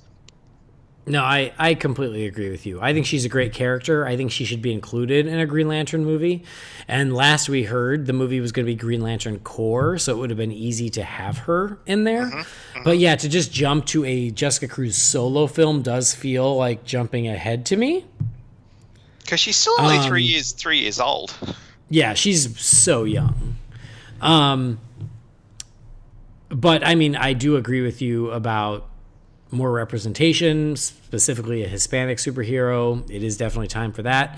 You know, there was that talk of Blue Beetle being in development. I think that is also a great way to go. So it's time. And yes, of course, I would support a Jessica Cruz movie, but for Green Lantern, it feels weird to put her first. It's Emad Alaguz again. It says, hey guys, one of the epic moments in Avengers Endgame, spoilers, it's okay, everybody's seen it, is when Cap fought with Thor's hammer. What DC moment do you think could rival it? I'd love to see Batman wearing a Green Lantern ring and beating the shit out of everyone. It would take us ages to get there, though. Special request, please review the Injustice comics. Thanks again, Emad.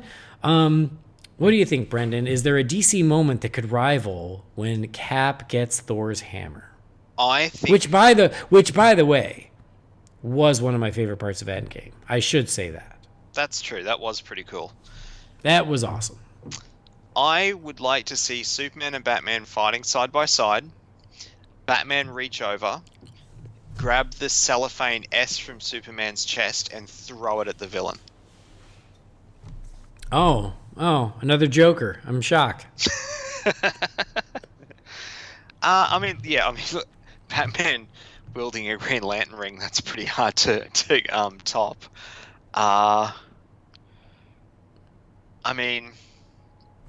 Maybe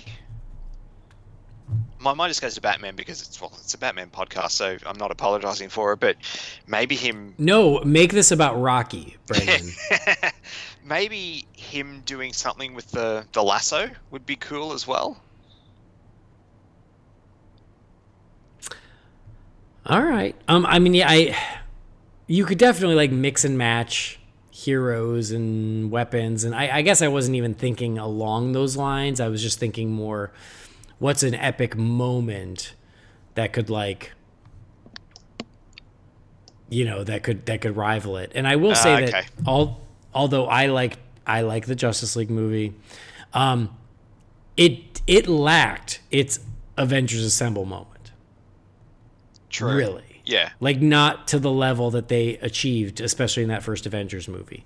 So I think just that could have been, you know, is something we have still yet to see. And I think if done creatively and interestingly could be enough, you know, to really finally see them all unite in a unique way. And I also feel that way, like, if you're in a Batman movie, if they did some sort of Bat family unite moment, you know, where you see Batman fighting alongside with Robin, Nightwing, Batgirl, Catwoman, whatever. Or like even they that, all I land think- on the roof like with the bat signal or something. Like, Sure, yeah. So, yeah, I think there are a lot of things that could be amazing. Or even on the flip side, like to see like a breakout of Arkham and just getting all of Batman's Rogues Gallery united in some sort of epic moment could be badass. that'd be awesome. Hopefully Matt Reeves is listening again. Yeah, there was this great moment in Batman Live, the stage show, and it was essentially that. It was like this reveal of all the Rogues Gallery coming out of Arkham, and there was like a light behind them, but they were in this lineup, and they all sort of stepped out on stage at the same time with this, almost in silhouette because the light was shining from behind them, and it was awesome. And it was like some sort of cinematic version of that would be amazing. I am still so pissed that quote-unquote world tour only did America and the UK. That's such bullshit. Well, maybe be part of the world. I don't know what to tell you. If we can get Disney on Ice here every goddamn year, Batman Live could have come here for like one tour. I know. I'm sorry. Although some of the costumes in the Batmobile didn't do anything for me from what I saw from that, but I still would have loved to have seen the show. The costumes were designed to play to the cheap seats. Yeah, that was so big. Yeah. We're getting Avengers Live next year, for Christ's sake. See? So there you go. You got that instead. Yeah, but I want Batman Live. I know. I'm glad I got to go. All right. This is from Scott Anderson. It says, hey guys, thanks for putting this podcast out there. It's my favorite one. It always jumps to the top of my list. I appreciate all the time and effort that goes into it. Well, thank you, Scott, because it does take time and effort, and I appreciate that you appreciate it. Okay. He says, have you read Batman and Robin Eternal? I've been reading through a lot of comics on DC Universe. Sorry, Brendan. And I found this one to be really solid, focusing on the Bat family with the heaviest emphasis on the Robins, even though it's when Dick is in his spy phase. I really enjoyed it. Anyway, if you've read it, I'd love to hear your thoughts. I thought it was a good follow-up to Batman Eternal, which was a good story where Gordon was framed and went to jail. Thanks for helping me scratch my bat itch. I should really get that looked at by a doctor. Scott Anderson. Well, Scott, bad news. The bat itch is incurable. It lasts until you die.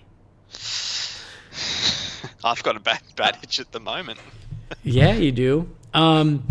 Here's the funny thing. I have read Batman and Robin Eternal, but I never read Batman Eternal. I just jumped to Batman and Robin Eternal because it had Robin. So I really enjoyed it. But what you said is true. Is I just wish it was when Dick was Nightwing, because it's when Dick is Grayson, the secret agent, and so that just bugs me because it just puts that story in a very specific time period. But other than that, I did enjoy it because it explored the greater Bat family, and I really thought it was cool. Brendan? I haven't read either, so I can't comment. Well, read it on DC Universe, you slacker. Yeah, sure. How hard is this? Extremely, it seems. All right. Next message here is from Andrew Scotch. It says, hey guys, Lee Bermejo's Joker had a cut smile before The Dark Knight and even before the Joker graphic novel. He drew the Joker with a cut smile and long curly hair for Batman on film and in Lex Luthor Man of Steel in 2005. Thanks for all the great BatCasts. I usually listen while driving. I recently organized 3 years worth of comics and needed your podcast to get me through. Excuse me. So there you go. Confirmation that, yeah, Lee Bermejo first did that cut smile version in 2005. Thank you. All right. This is from Stephen Marshall again. It says, hey guys, I keep asking a lot of crisis questions. Here's something that's related. Any chance you would review the series Birds of Prey? Even if it's just a one-off episode reviewing all of the episodes together. It could be a cool way to hype up Huntress's appearance in Crisis. Secondly, now that Joker's out, would you like to see more movies like this? Not necessarily the same tone, or just focused on a villain, but say keep these sorts of films for character studies on DC characters. Even if they stick with villains, maybe a loose adaptation of Lex Luthor Man of Steel. How about doing something similar to Superman, American Alien, or The Question? Thoughts? Lastly, which Batman comic or graphic novel do you think is overrated? For me, I would say Grant Morrison's Arkham Asylum. I found it boring and the art was a huge turnoff. Sorry for the long email. Thanks again, your British pal, Steven. Thank you, Steven. Birds of Prey, that is on the to-do list, and I think we will do what you said, which is we'll just do one episode kind of looking at the series as a whole. What do you think about other one-off Elseworlds movies like Joker, Brendan? I'm going to take a different approach and say I think they can do lower budget superhero movies or like comic book movies like this. And because, I mean, it's earning them a shit ton of money at the moment. So that's sort of the lesson I would learn from this, as opposed to every, comic book movie needs to be this dark and, kick in the guts sort of character study. Like, they don't all have to be like that in tone, but a lot of them could probably be made for a lot less, which means more profit for the studios. I completely agree with you. Like doing these one-offs with a distinct style is cool, and I support that, but it doesn't mean they all have to be what Joker was. But yeah, I think there are some cool things they could do with that, and we've talked about in the past.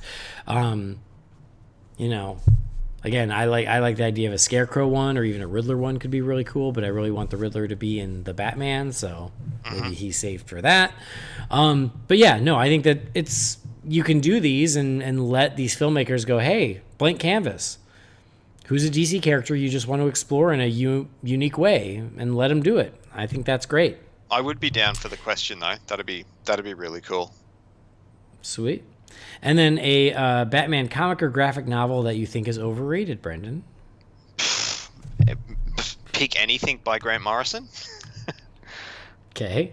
I don't like it. I'm going to say something here that's... I don't know if I should say it or not.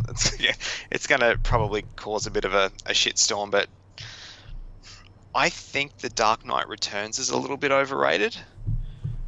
But I don't dislike it. I don't like reading the comic, but I really enjoy watching the film, if that makes sense. Yeah. Different mediums. Yeah, I find the comic, the layout, and I know a lot of people love it, but it's a lot to take in. Like, it's a big read. And it's honestly...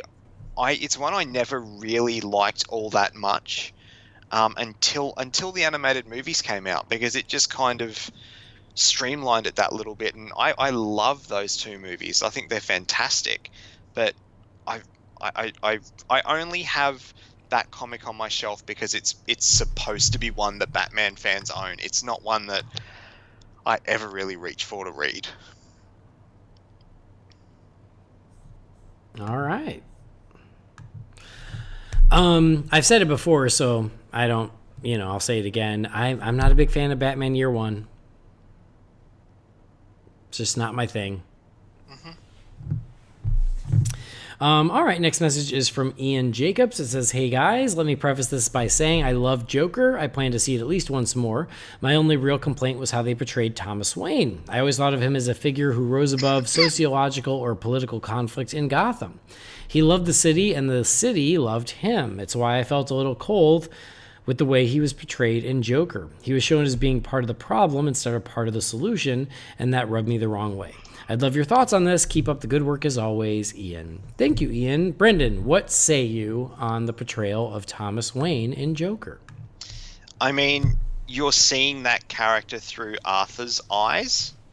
So, was he an asshole? Or was he just not, it's the whole thing. It's Arthur's... It's the way he's seeing that character as opposed to how that character could actually be.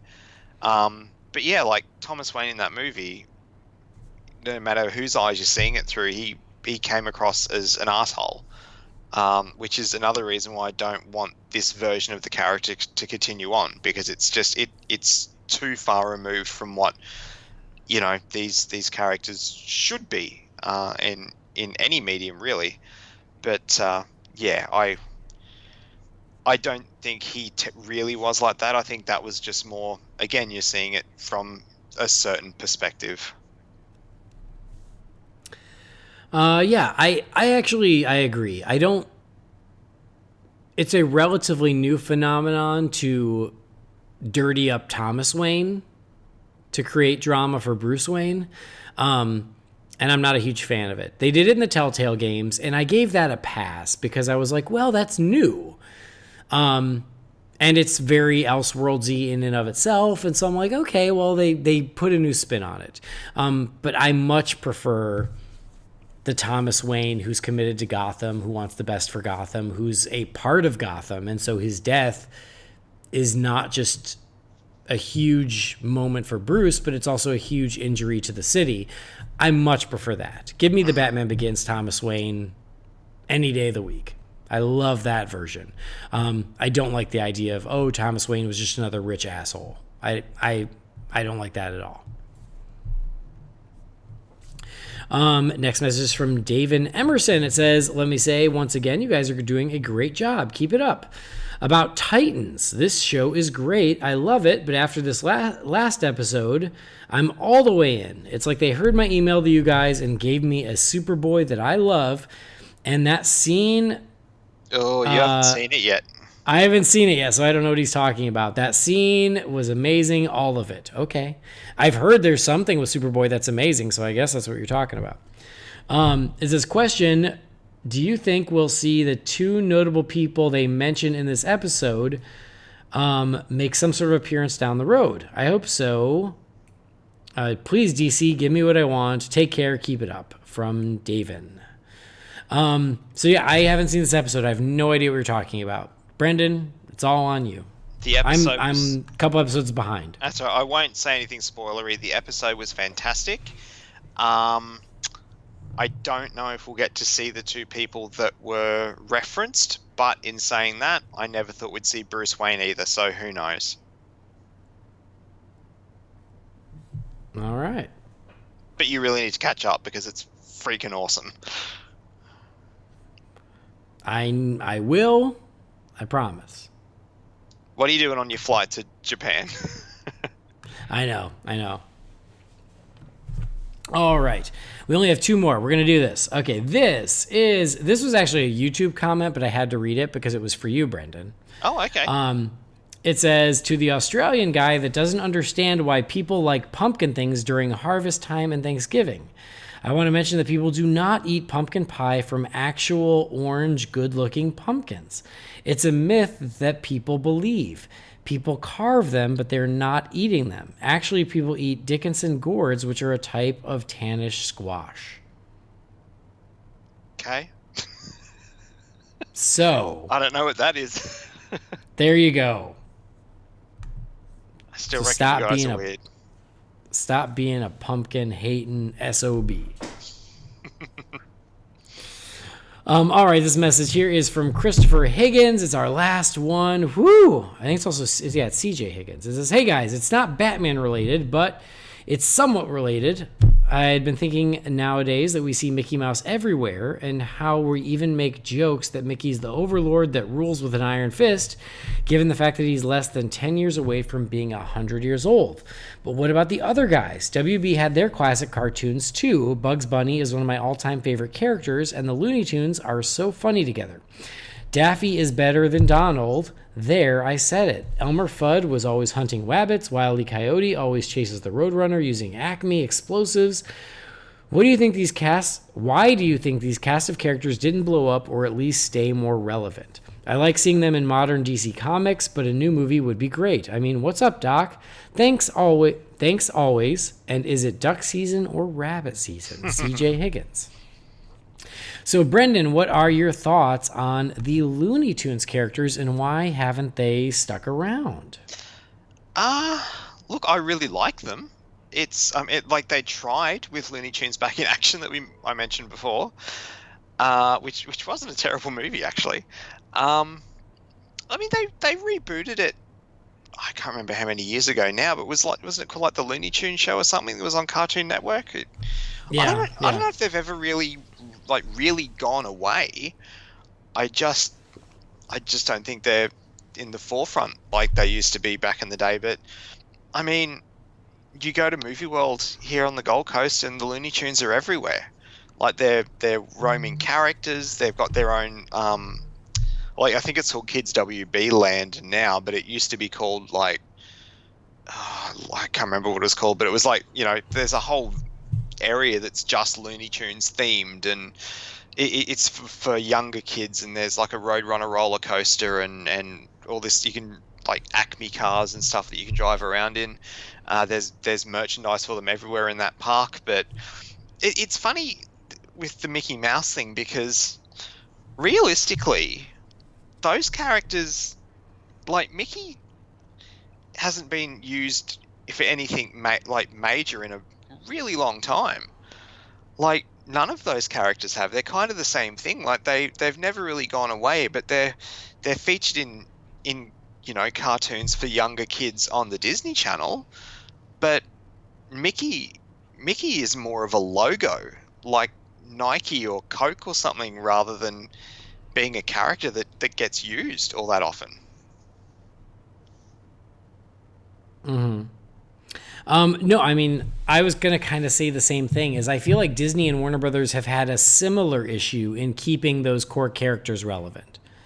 And they both have tried to... anything now. Right. And they both have tried to reinvent them with new shows and new animation and stuff. And it's all worked to some extent or another, but not the way I think they hoped it would. I don't think Looney Tunes are forgotten. I think people still know who they are. And WB has not abandoned them because you're right. Like they keep trying to introduce them in new ways. And my understanding, they're doing a Space Jam sequel, right? So that's coming. So yeah, I think that, but yeah, Disney hasn't been much more successful in keeping Mickey, Donald, Goofy, Minnie relevant any more than WB has with Looney Tunes. I think that's an issue they both run into.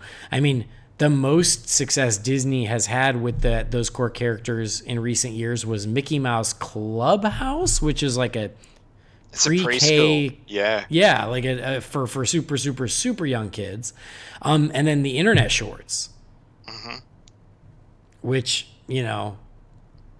I guess are like free entertainment for the kids playing on YouTube, which I think is why they're there. For what it's worth, there is a weekend show here on one of the networks called Kids WB.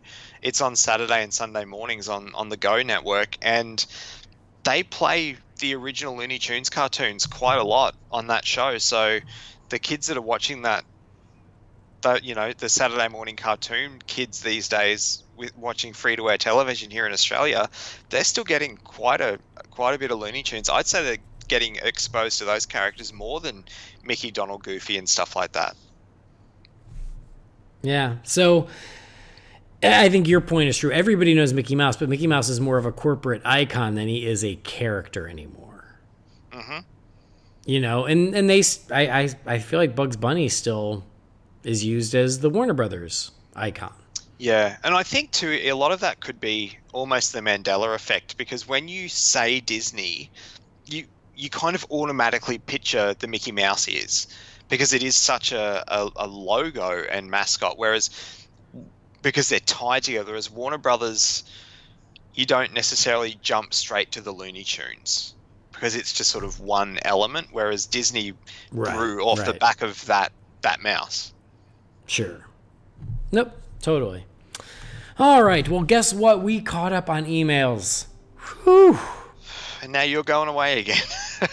Now I'm leaving, and it's just going to fill up all over again. But anyway, for a moment, we can enjoy that we are caught up. Well done, Brendan. High fives all around. And now I'm going to collapse and die.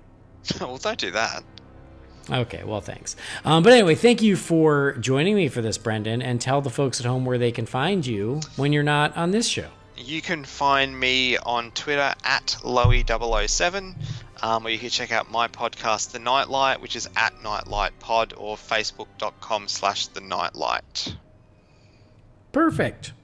I already told you where to find me, but I also have my other shows. There's Disorder, every Disney film, and there is also Why Not Futurama. So if you're looking for other things that I talk about, other nerdy things, you can check those out too. But as always, thank you for downloading this show. Thanks for being part of our Bat family. It does mean a lot. We do appreciate it. So thank you. Please do subscribe to the show so you never miss an episode. Please rate and review us on Apple Podcasts. And like Michael Keaton's Batman says, I want you to tell all your friends about me. Visit holybatcast.com and follow Holy BatCast on Facebook, Twitter, Instagram, and YouTube. And if you have an email for the Wayne Manor mailbox, you can send that to holybatcast@rf4rm.com.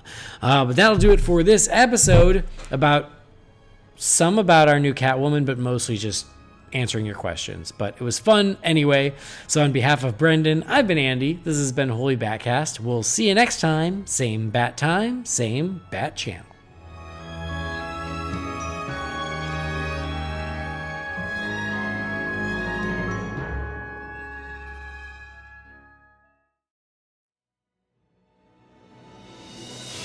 Holy BatCast is brought to you by real fans for real movies. Remember, the thoughts and opinions shared by the participants are theirs and theirs alone, and do not represent the companies or organizations they happen to work for.